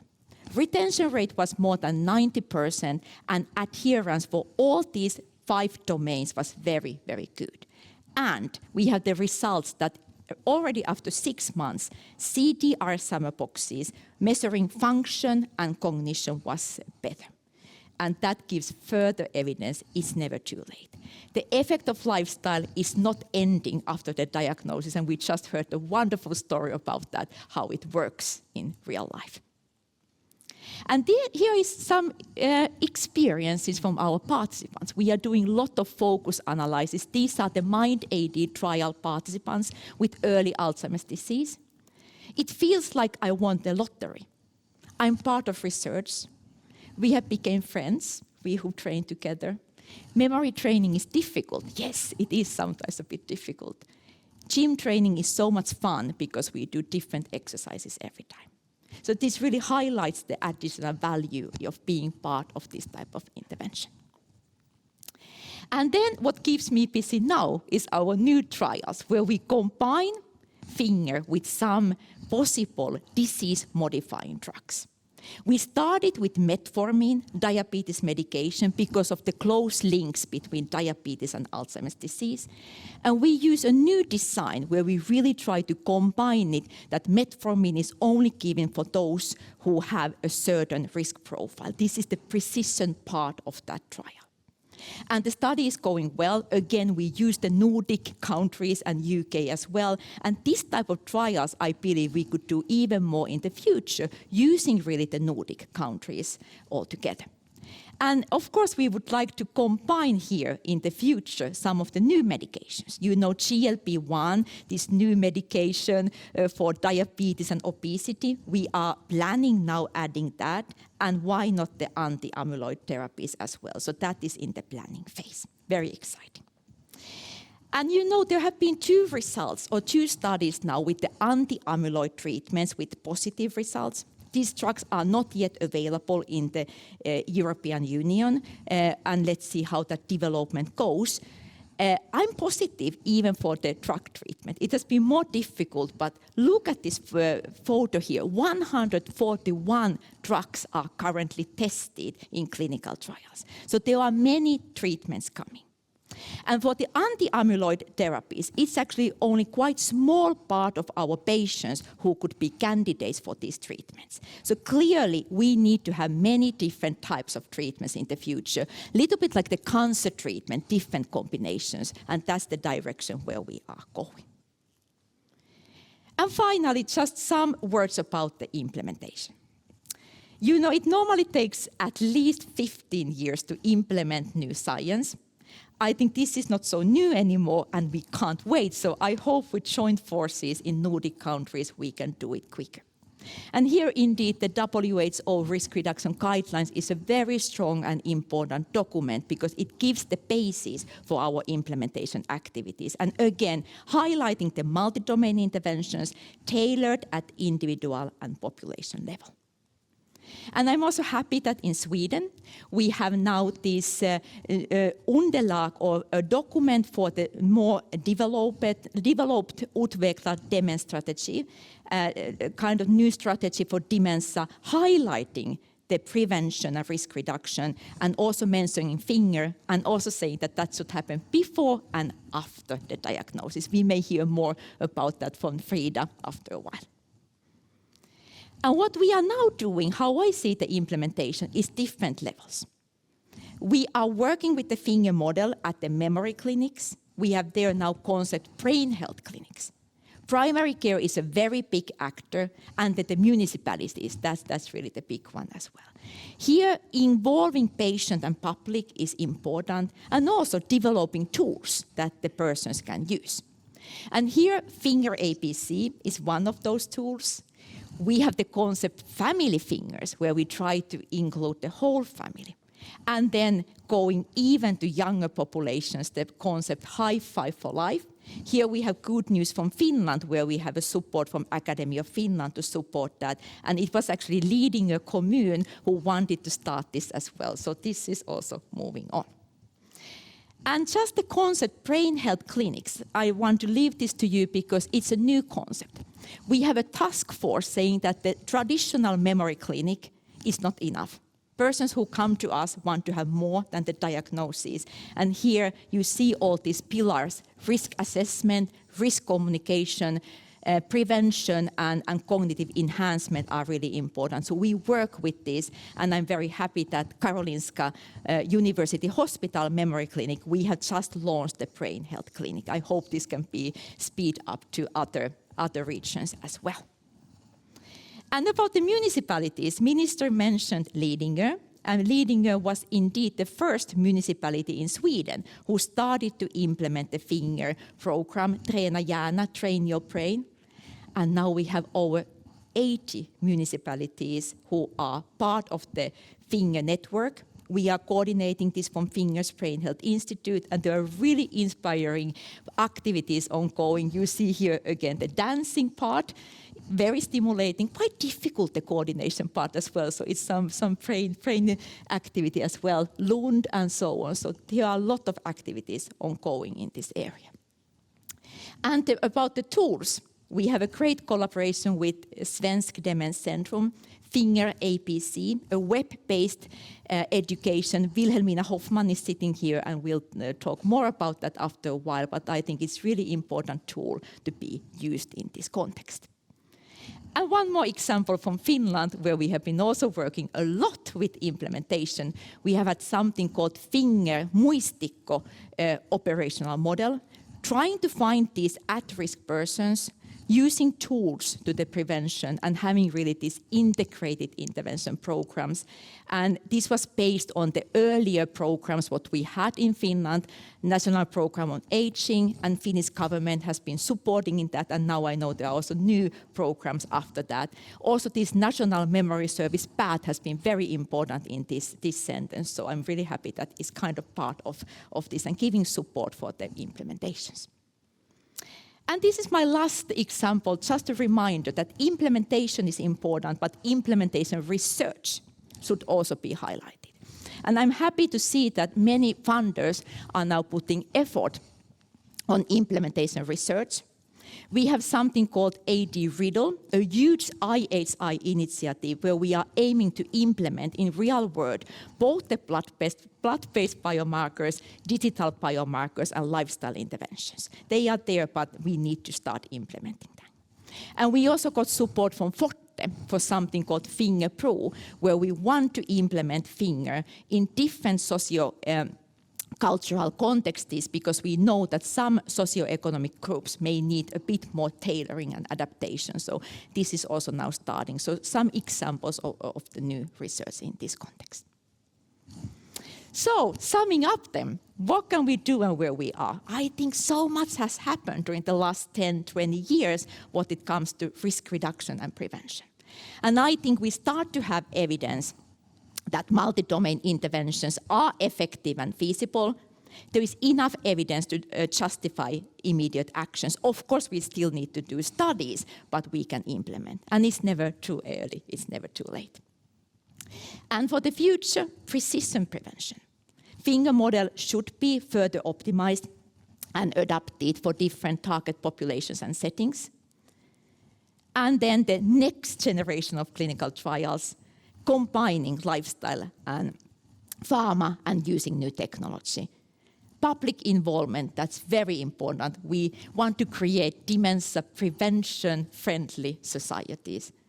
And take-home brain health should be the priority. We should be ambitious, optimistic about that. And I believe Nordic countries are really leading the science. I hope we can also lead the implementation work, and I believe we can do it with joint forces. At the end, I want to thank all my colleagues.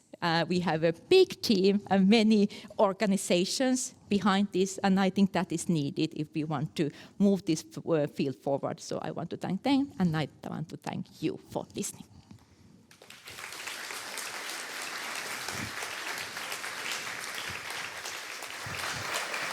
Thank you so much, Mia, for this incredibly interesting presentation. Do you hear me? No? Let's see. Now? Yeah. So the floor is open now. So anyone who wants to make a comment or ask a question can just raise a hand. And as you are doing that, I can start by asking you, how do you do with the control group? Because with these incredible results. That's a very good question. What is the control? Because it's not ethical. We can't leave people just out of anything.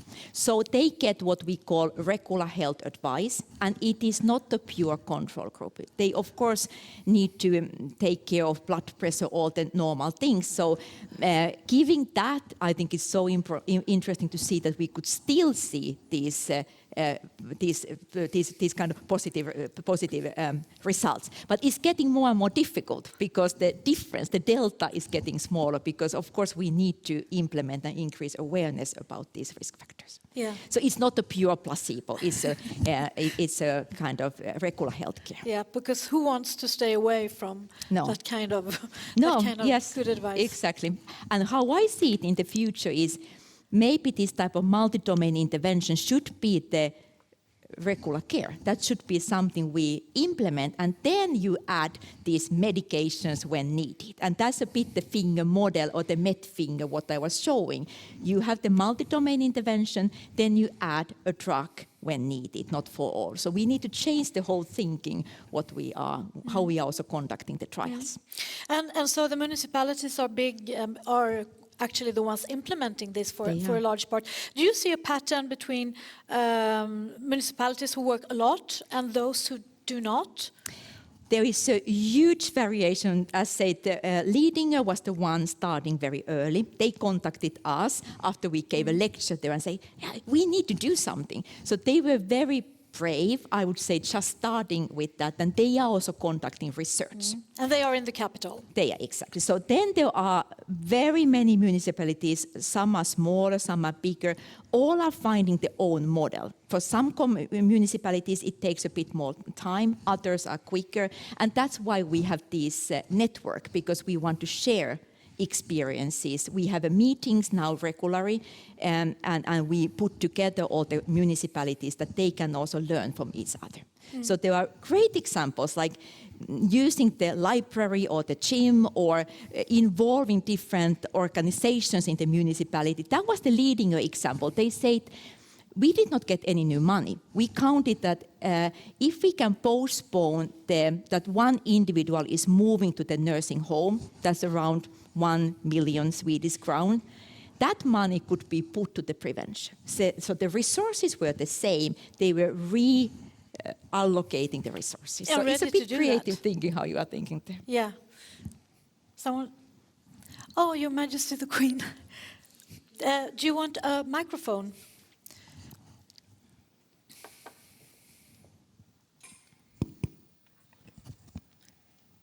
Thinking about your 5 fingers, there's one against smoking.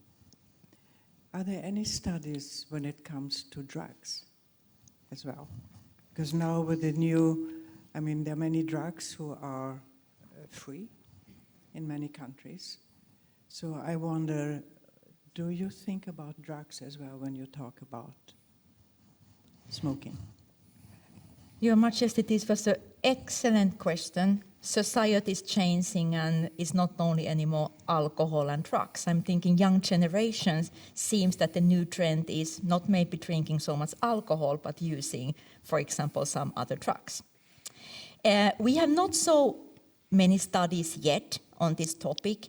But I think we should highlight this more because there are, of course, studies showing that different type of drugs are not good for the brain health. That's what we can say. But giving more recommendations could actually be something. I'm thinking also this high five for life. What messages we are giving for them. So maybe something we need to think further. Excellent suggestion, Her Majesty, to study further and implement further and communicate further. Thank you. Pia? Yeah, I have been at very many conferences like this around the world, and there are very many studies and very many things that you experts want to implement. But when I go to my doctor, when I go to my local politician, he doesn't know anything about this. I learned about it because I'm in the European Working Group for people with dementia. But nobody knows about it when I tell about it in Denmark. Yeah. So how can I use it? How can I get hold of it? Thank you, Pia, for raising this, again, important topic. And this is unfortunately still the case in many places. Of course, places like where we work, now I mentioned Karolinska University Hospital, we maybe have been starting to implement, but there are so many places who do not know yet so much about that. I heard even in Finland, Finger has been there for many years. Now there are new doctors, new generation. They were asking, what is Finger? And I was so disappointed. I thought, what? You don't know what is the Finger result? So clearly we need to educate. I mean, we can never do it enough because there are new doctors coming, new nurses coming, new things coming. That, I think, could be one key factor from here as well. How can we increase awareness about that? How can we do that in a more systematic way that is not only some conferences where maybe some of us are there, but can we find some platforms? Here, I think the Finger ABC was one example what we can do that is easily available for all. Again, very, very, very good suggestion. More comments? You want to ask something or comment something to what you're hearing? Yeah, so you have the microphone here to... Thank you. Thank you so much. Yeah, it makes me really optimistic to hear this. And indeed, I was thinking as Pia was that you mentioned that the knowledge is there. We have enough evidence to go ahead. The challenges of implementation are something that we all need to take on full on. But I was wondering, as you were speaking, you talked a lot about meaningful clinical outcomes. I'm wondering, are you including in these studies also outcomes that people with dementia, older people, care users prioritize? So beyond the clinical trial points, are you also looking at what might be important at an individual level for people, for families? I think that's an important, we talk a lot about meaningful benefits because when we start early, it's not anymore only the scales, but what really matters for the patient, for the families, for the society. And we try to include a broad variety of outcomes. Of course, cognition needs to be there and function. Quality of life, I think, is one what is very important when we interview our participants. And as I showed, we have some results there. But the interviews as well, focus group interviews, is more the qualitative research. I think we are getting answers what we could never get if we just measure a scale. And that's again something I would like to encourage when we start studies, having a multidisciplinary team, having many different outcomes and different types to measure, because then we can get the holistic view what is the benefit. So that is the direction what we try to do in the worldwide Fingers, because we have the harmonization guidelines. So we encourage all new countries having all these different outcomes there. And for me, at least, that was the convincing part in the mandated trial when the persons told us this was really life-changing. Exactly the same experiences after the diagnosis. Many persons feel that they are alone, it's an isolation. This type of support can really be changing their life for so many ways. So that's why I'm so keen now, not only thinking prevention before the diagnosis, but also after. So it's really increasing brain health, like you said.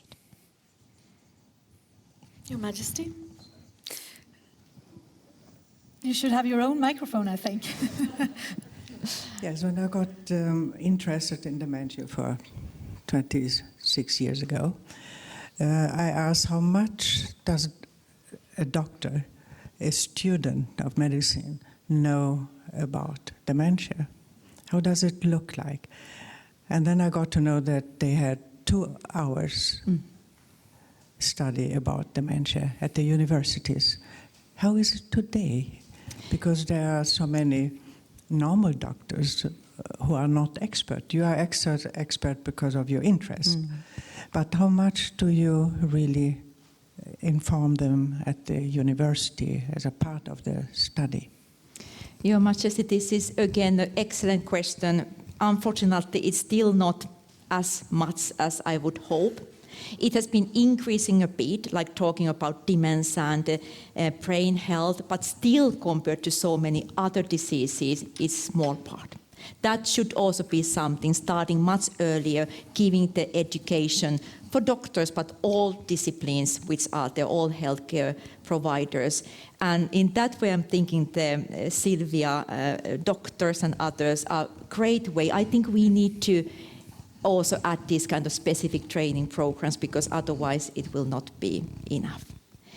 And if I'm thinking our doctors, of course, at the memory clinic, we should be trained, but like discussed, maybe all doctors are not very familiar with or don't feel very comfortable talking about lifestyle, diet, physical activity. So it can be still quite narrow, and I think that should be broadened up. So this type of things should be included.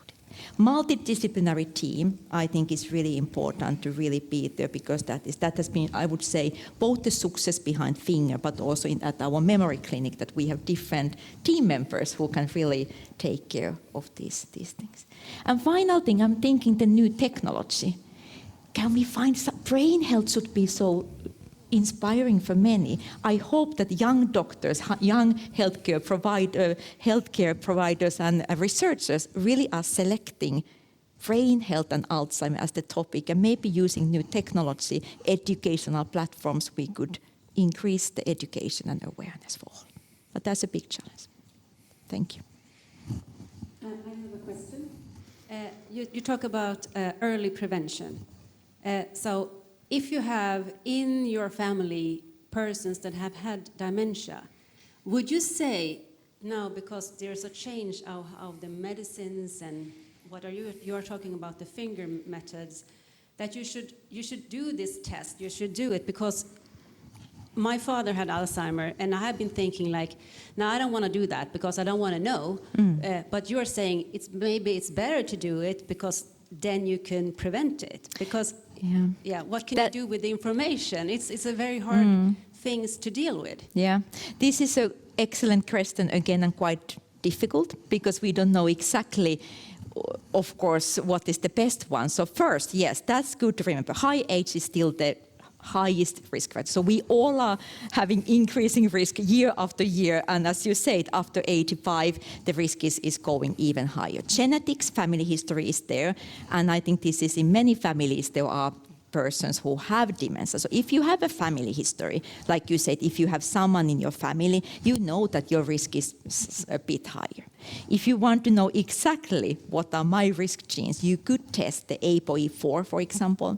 It's now easily available. We get quite many phone calls that someone has been testing different risk genes, and it might help some person, but maybe not the other ones. There are also the ethical considerations, because if you have ApoE44, then you know that your children have it as well. So the consequences may be big. There have been also a bit, I would say, wrong interpretations. Sometimes someone has been saying, I have ApoE44, I will develop Alzheimer's disease. It's not like that. You have a much higher risk, but it's not that this is certain. So that type of knowledge and understanding what it means. If it motivates you, then there might be a reason of doing that. I believe in the future, the new Alzheimer medications, because it may be that if you have ApoE4, you get more side effects. There may be other reasons why we, at least as the doctors, want to know what is the genotype. So the individualized prevention, that's where we are going, but now the field is still somewhere a bit between.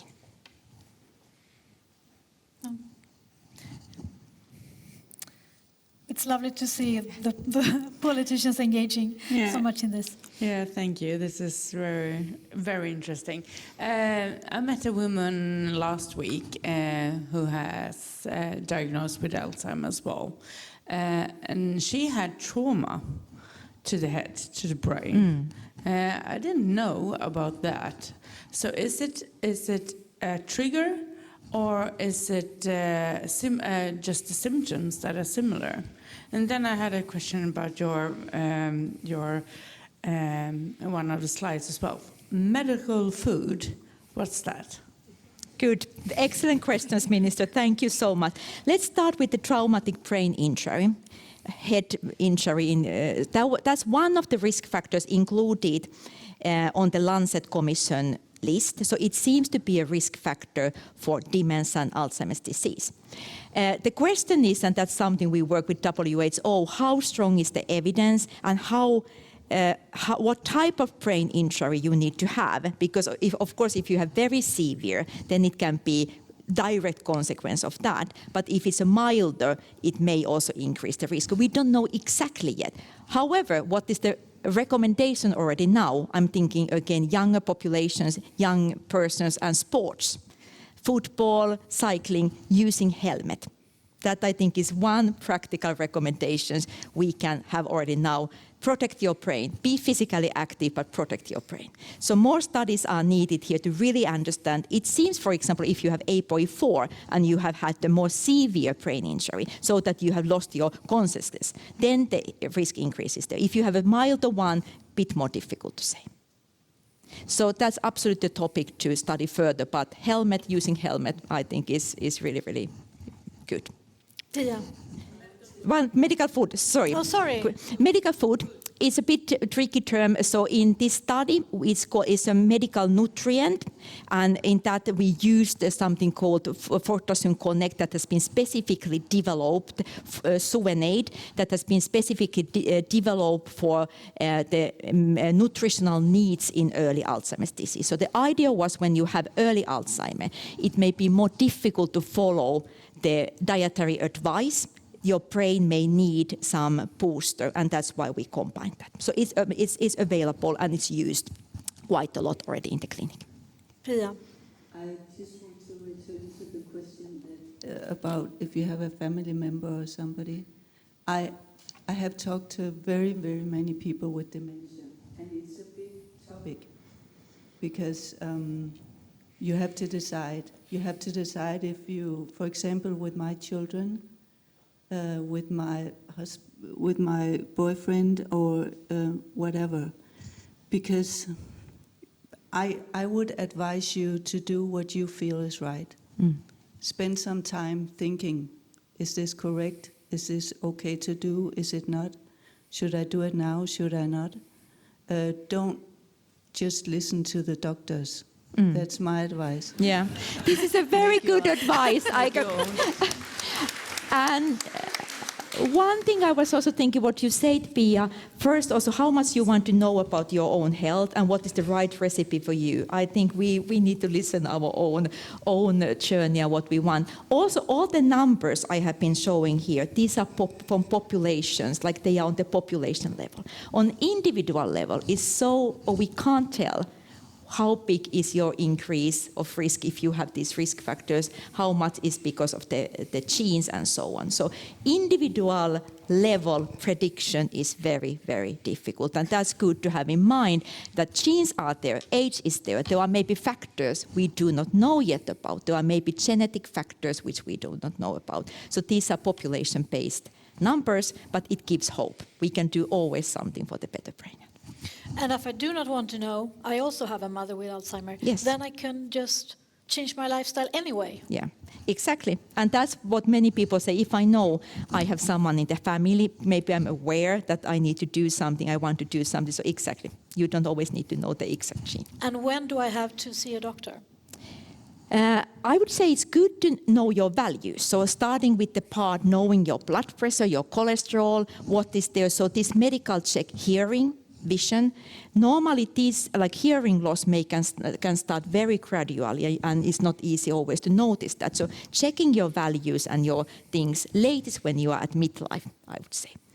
When you should see a doctor for the memory issues, I would say if the memory problems continue, and it's not only because you have not been sleeping well or because of stress or something else, but is there a longer time and you start to feel that it affects your daily living. It's better to check because there are easily available tests which you can do.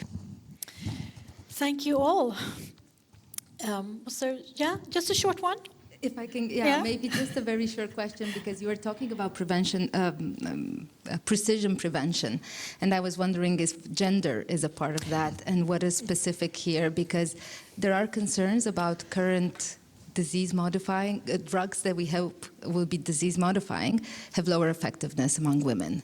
So it would be really good if we got something more optimistic as a message from this side. This is a great question. Women have a higher risk for Alzheimer's disease. 70% of all who have Alzheimer's are women. We don't know yet enough what are the specific risk factors. It may be lifestyle, it may be hormonal changes, others.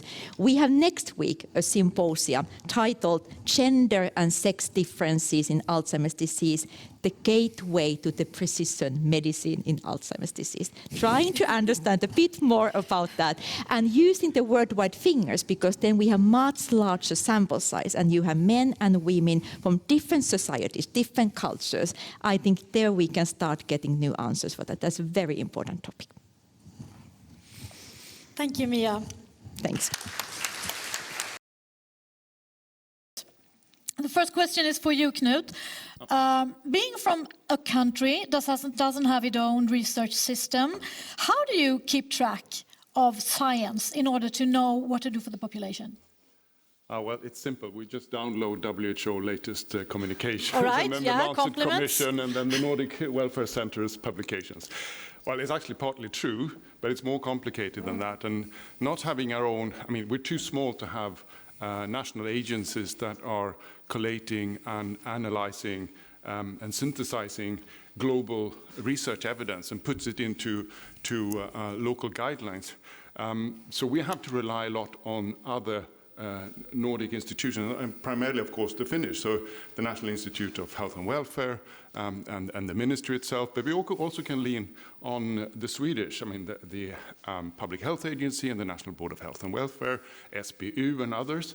And luckily for us on Åland, there's a very strong tradition of having really skillful national agencies. So on top of having really good national and Nordic research, I'd say generally public health, and was already talked about by you, Mia, strong register-based and other epidemiological research. It gives a really great foundation. We can use that a lot. We still need to do the policy work and the translation into implementation, but we can rely on very, very strong infrastructure in the Nordic countries. And of course, the Council of Ministers, different entities as well. Yeah, you're the only one who can actually brag about Nordic research on the panel here. What Mia was talking about, do you think that the new scientific results that we knew call for stronger actions from your governments? Taru? Yes, that's a good question. We have a long tradition to prevention of diseases and promotion of well-being and health. And as part of that, recently very strongly also the prevention of brain health problems and promotion of functional capacity. And while we have had different kinds of policy actions, we always follow what's the research giving us. As was already mentioned by colleague from Åland, we have very good databases and we have a lot of good research. Of course, that's a background for our health policy and social policy, and we take this into account. And all the time we get new information which is included there. And I think this kind of approach will continue in Finland in the future as well. So we take into account all these demographic trends and all science, new information there, and try to adapt our policy according to that. And not just policy, but also implementation of that. So what kind of actions are needed there, what kind of projects, what kind of guidelines, etc. So it's a continuation of this approach. Elsa, Iceland, does this new scientific finds call for more action in Iceland? Absolutely, I think. We have our national policy of public health. We have actually an action plan on preventing dementia from 2020. And we are now in the revision, starting the revision, because it ends in 2025. So this is an excellent time for us to review our action plan. But what I was thinking about listening to Professor Kivipelto, I mean, many or most of these 14 actual items that was on your list, it's not just for dementia, it's just a healthy way of living. And so I think that the difficulty in our authorities and governance is that we tend to work in silos. I mean, dementia is seen as a health problem.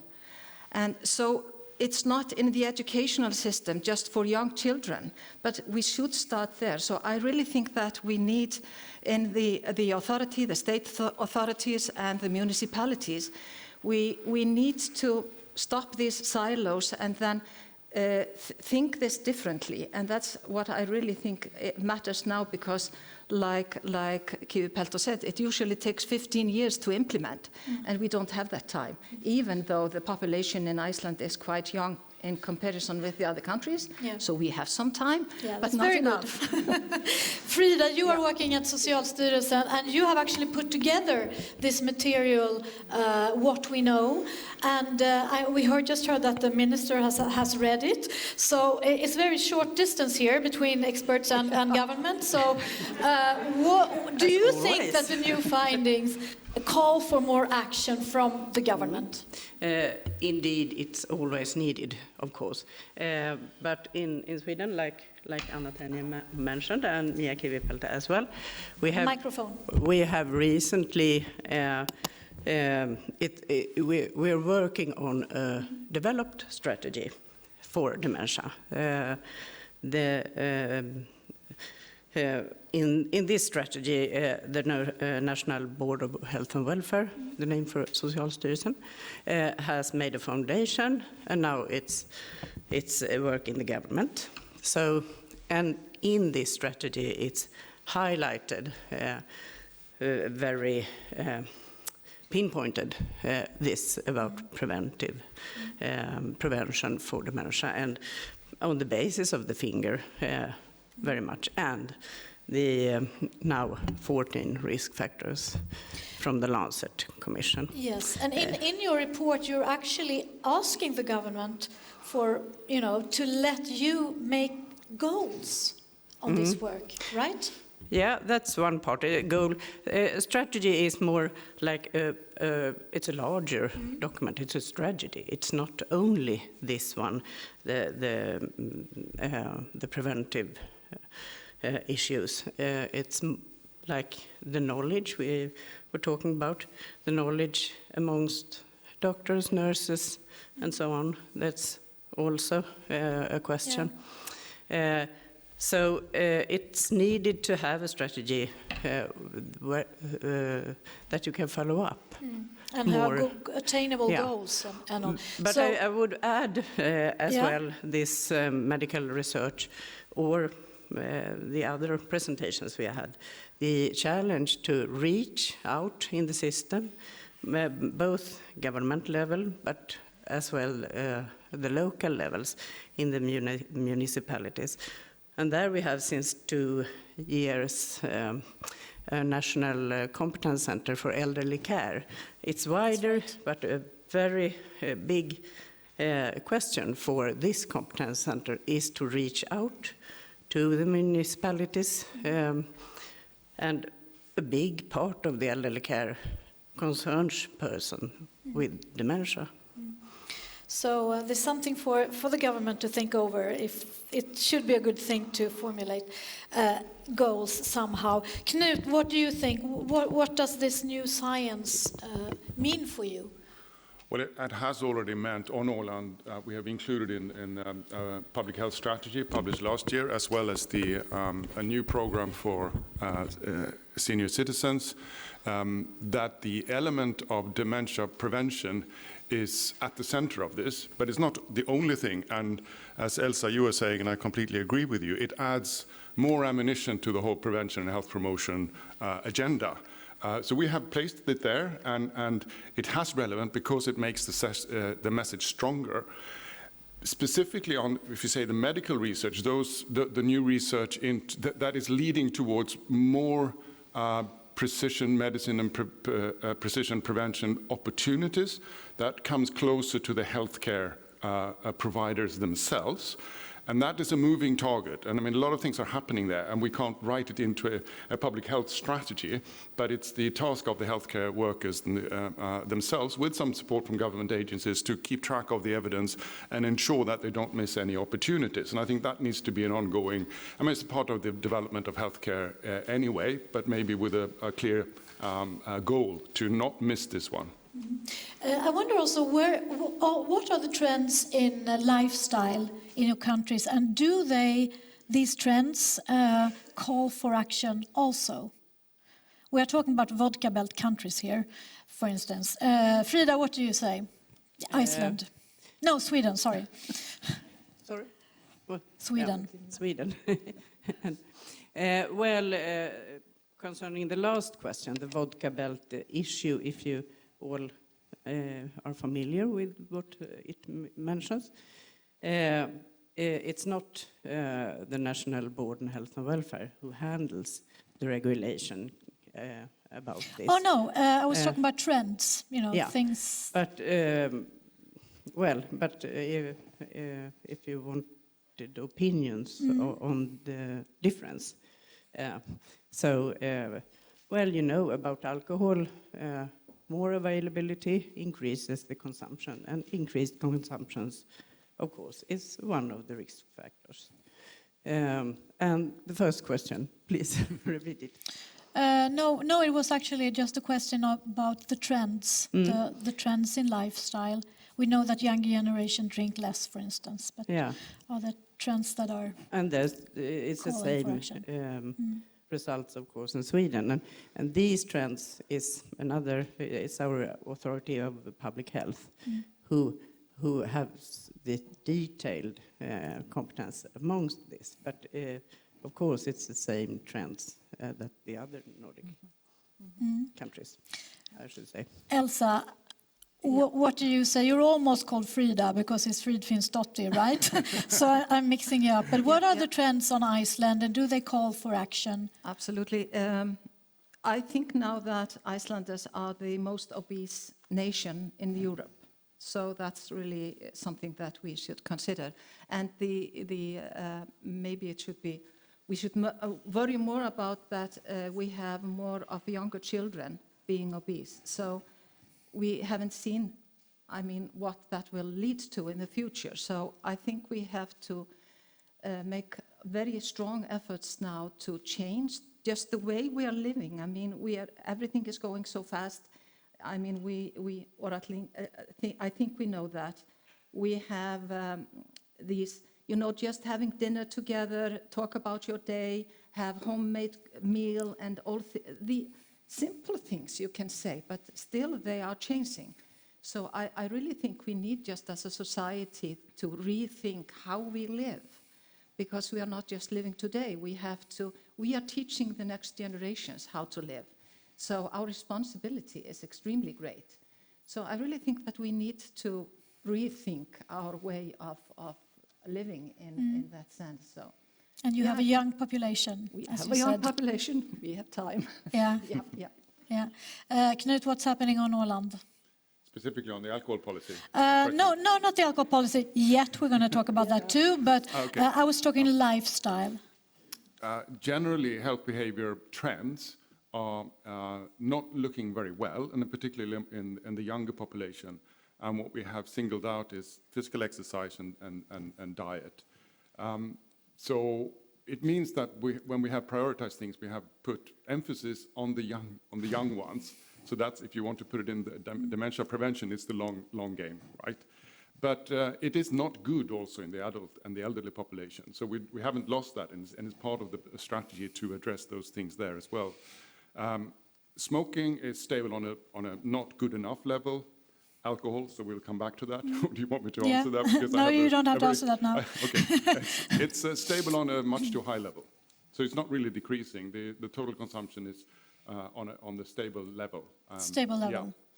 Yeah. And the prevalence of overconsumption is way too high. It's about 40% of the, actually those above 65 years, which is really worrying. And then in the rest of the adult population is about a third that consume too much alcohol. Frida, Sweden, obesity, etc. Yes, it's the same trend, it's the same. I should say, as before.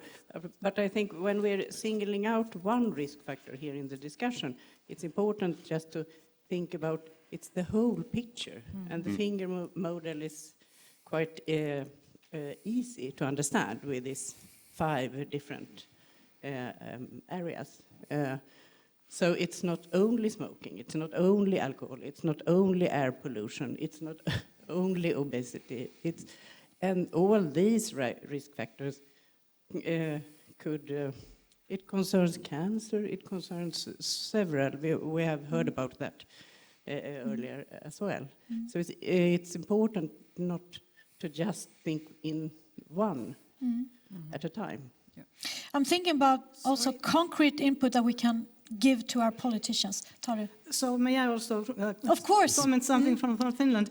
So very much the same issue as the colleagues have raised up. So the lifestyle risk factors are, some of them are increasing, for example, obesity, but there are some positive symptoms as well. For example, young people nowadays, they don't drink so much, they don't smoke so much, and the functional capacity of elderly people is really good. But middle-aged people just now are going to grow old, and they have a lot of risk factors. So in the future, perhaps there will be more and more, just due to that fact, more dementia.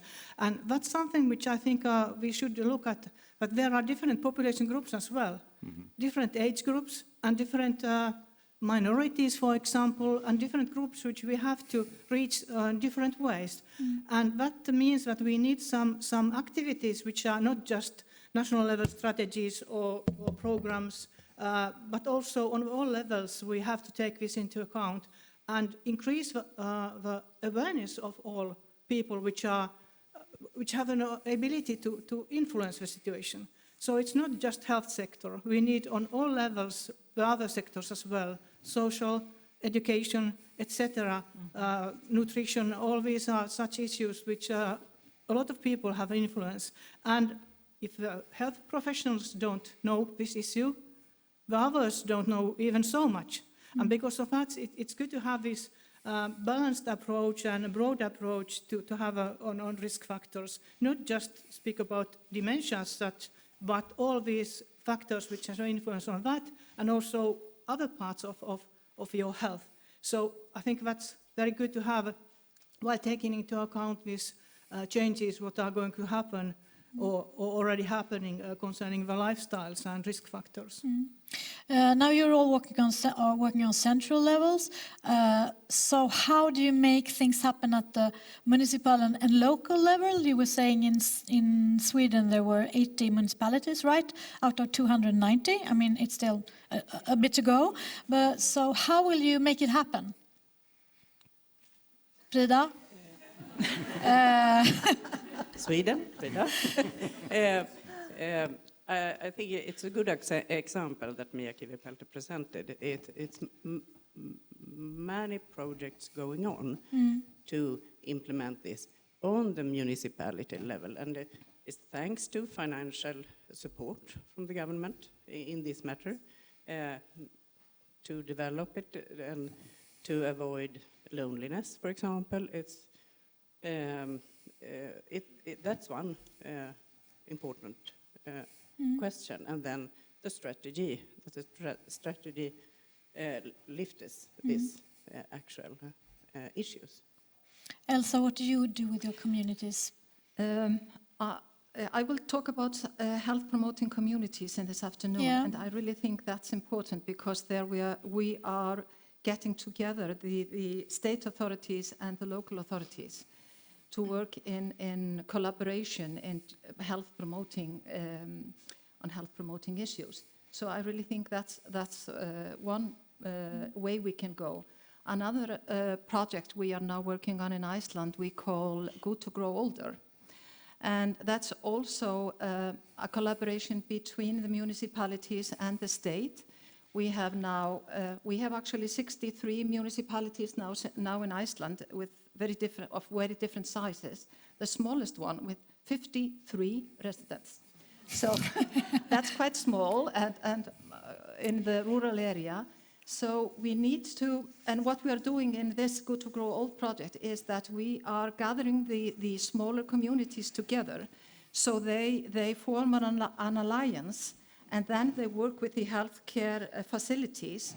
So together we are integrating the care of the municipalities and the state. So we are not duplicating the services. We are making the most of what we have in staff and finances. So I really see that as a way forward to work together, not say, no, this is on your side, this is on your side. We need, because we will not have the staff we need in the coming years. So we need to rethink. We have to think in new ways. But do you have an advantage of being a quite small population and only 2 administrative levels? I think it's both positive and negative. I mean, you don't have to go with just 2 layers. You don't have to go through the third one. So it's more like a direct collaboration. But having these small municipalities, they are quite weak. So they are not able to do that much on their own. So that's why we need to get them to join forces and have a bigger part of the country that's working together with the state. So I really think we will get there, and we now have a good guidance and help from WHO, from Stefania and her colleagues. So I'm really optimistic that we will make a good progress there. Knut, you have a minuscule country, very small. 30,000 is like a Swedish municipality. And you also have only like 2 levels? Yes. I mean, the first thing to say maybe is that healthcare and social care is within the legislative power of Åland. So that means that we have 2 levels. Beyond the Åland level itself, there are municipalities. But there are 16 of them. So actually, Iceland, interesting, you beat us there because our smallest is 100 inhabitants. So that means, so for healthcare, it's for all of Åland, one healthcare organization. But for social care, including elderly care, it's in these 16 municipalities. So that there is still room for some fragmentation. And it is a constant, it's close so you can communicate easily. But there is always challenges to streamline implementation. Also when it comes to those critical elements of collaboration between social care, elderly care, and healthcare. So the healthcare services need to have collaboration with 16 when it comes to the elderly care, institutional care, etc. So there's no lack of challenges actually, but it's small enough for us to be able to work efficiently most of the time. Frida, Sweden, 3 administrative levels, regions yes, and, also. 10 million inhabitants and 290 municipalities and 21 counties in between and the state. So, but it's a big difference in between the amount of citizens. So it's hard to compare, I really think. And it's more like it's a wide range. The smallest municipality has amongst 2,000 inhabitants in Sweden.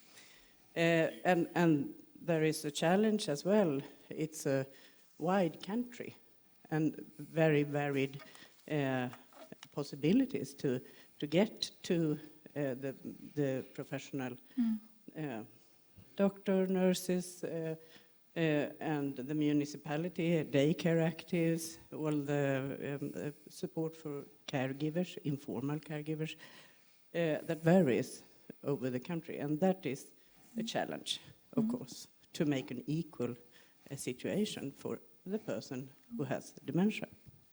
Well, talking about politics now, governments have a lot of policy goals, and they may sometimes be conflicting, and they will have to make choices. Knut, could you comment on some of the recent developments in the Nordic countries? In Åland or? No, in other countries. In terms of policy In terms goals? of, policy goals and conflicting goals, because I've heard from some of you and from reading that there are conflicting goals on the policy-making level. I mean, always. Are we getting back to the alcohol policy Yeah, question? we are, okay. yeah. Okay, that's a clear one. There is, I mean, Taru, you should talk about this on the Finnish level, but since this part of alcohol politics is part of this is Finland's government and parliament deciding over Åland. And there is a very clear conflict of interest because this is my interpretation nowadays is seen as a trade issue and support of grocery shops for their and hidden agenda kill Alko, the wine monopoly. That's the aim. But it has side effects for public health, which are evident, and everyone is aware of that, including all the experts that have been consulted in the process on the national level. From the Åland perspective, we see this as very damaging, and actually in our strategy that was published last year on alcohol, there is only one clear message. We already have a lot of interventions on alcohol prevention and care, but one clear message was to the Finnish government to lower the alcohol levels allowed to be sold in grocery stores. And it was used to be 5.5%, and we said, it's better you lower it, and instead they raised it to 8%. So we're stuck, this is one of the examples where we're kind of stuck with the national policy that is not in line with our public health goals. But otherwise, Taru, I think you should talk about the Finnish yes, do you want to say something on that, Taru? Yes, about the alcohol policy, it's very much a political issue. And as a civil servant, we have to follow the government's decisions. But I would like to be a little bit more positive. We have a good history. We have still a monopoly, and we have good trends. So really relying on that perhaps the future is not so dark. But of course, there are a lot of challenges ahead. But especially, as I mentioned, the younger people nowadays, they are drinking not anymore so much. It's decreasing, and so perhaps the future is going to be better. We don't know yet what's going to happen with the newest changes in sales of alcohol, etc. But if I may come back to the previous question, which I didn't have an opportunity to take up, about the structures and local level and this implementation question, I think we need there a strong basis for this kind of implementation. We have the legislation in Finland since 2010 on promotion of well-being and health, and it has been the duty of the municipalities and the duty of previous hospital districts, and now it's the new well-being counties are responsible for that, and it's very practical. It's like in Norway, same kind of legislation. It's a duty. We have to monitor issues. We have to make strategies. We have to cooperate with other sectors.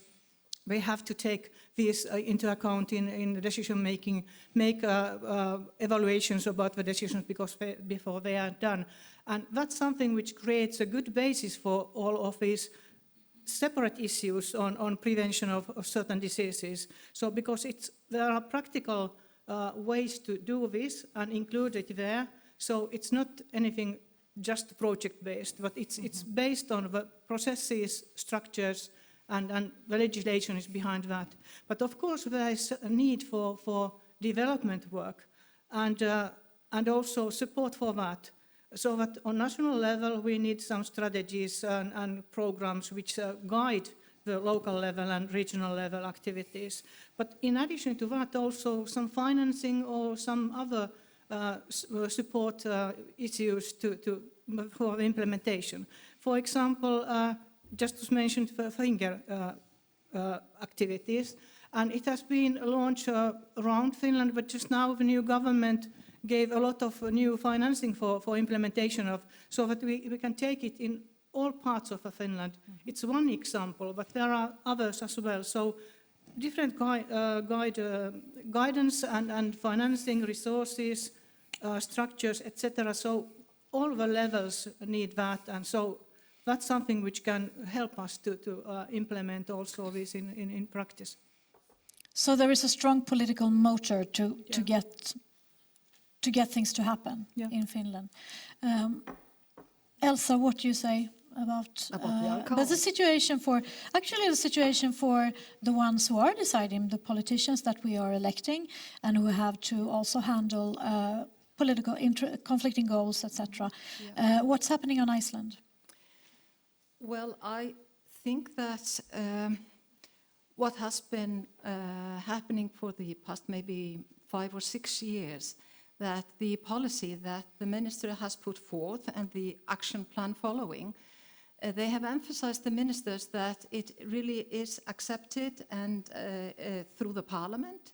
So now we have some policies and action plans that the Parliament has agreed upon.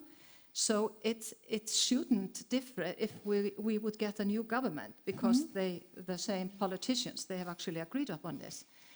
But the negative side might be that our financial plan, of course, changes. So some of the actions that we planned to implement this year or next year, we have to postpone. So this is always how politics works. You have to put forth the plan, you have to get it through the parliament, you have to get the finances, and then you can start the implementation. So it takes some time, it takes years, but hopefully not 15, Mia. Let's hope. Time is running fast. Thank you all for participating in this discussion.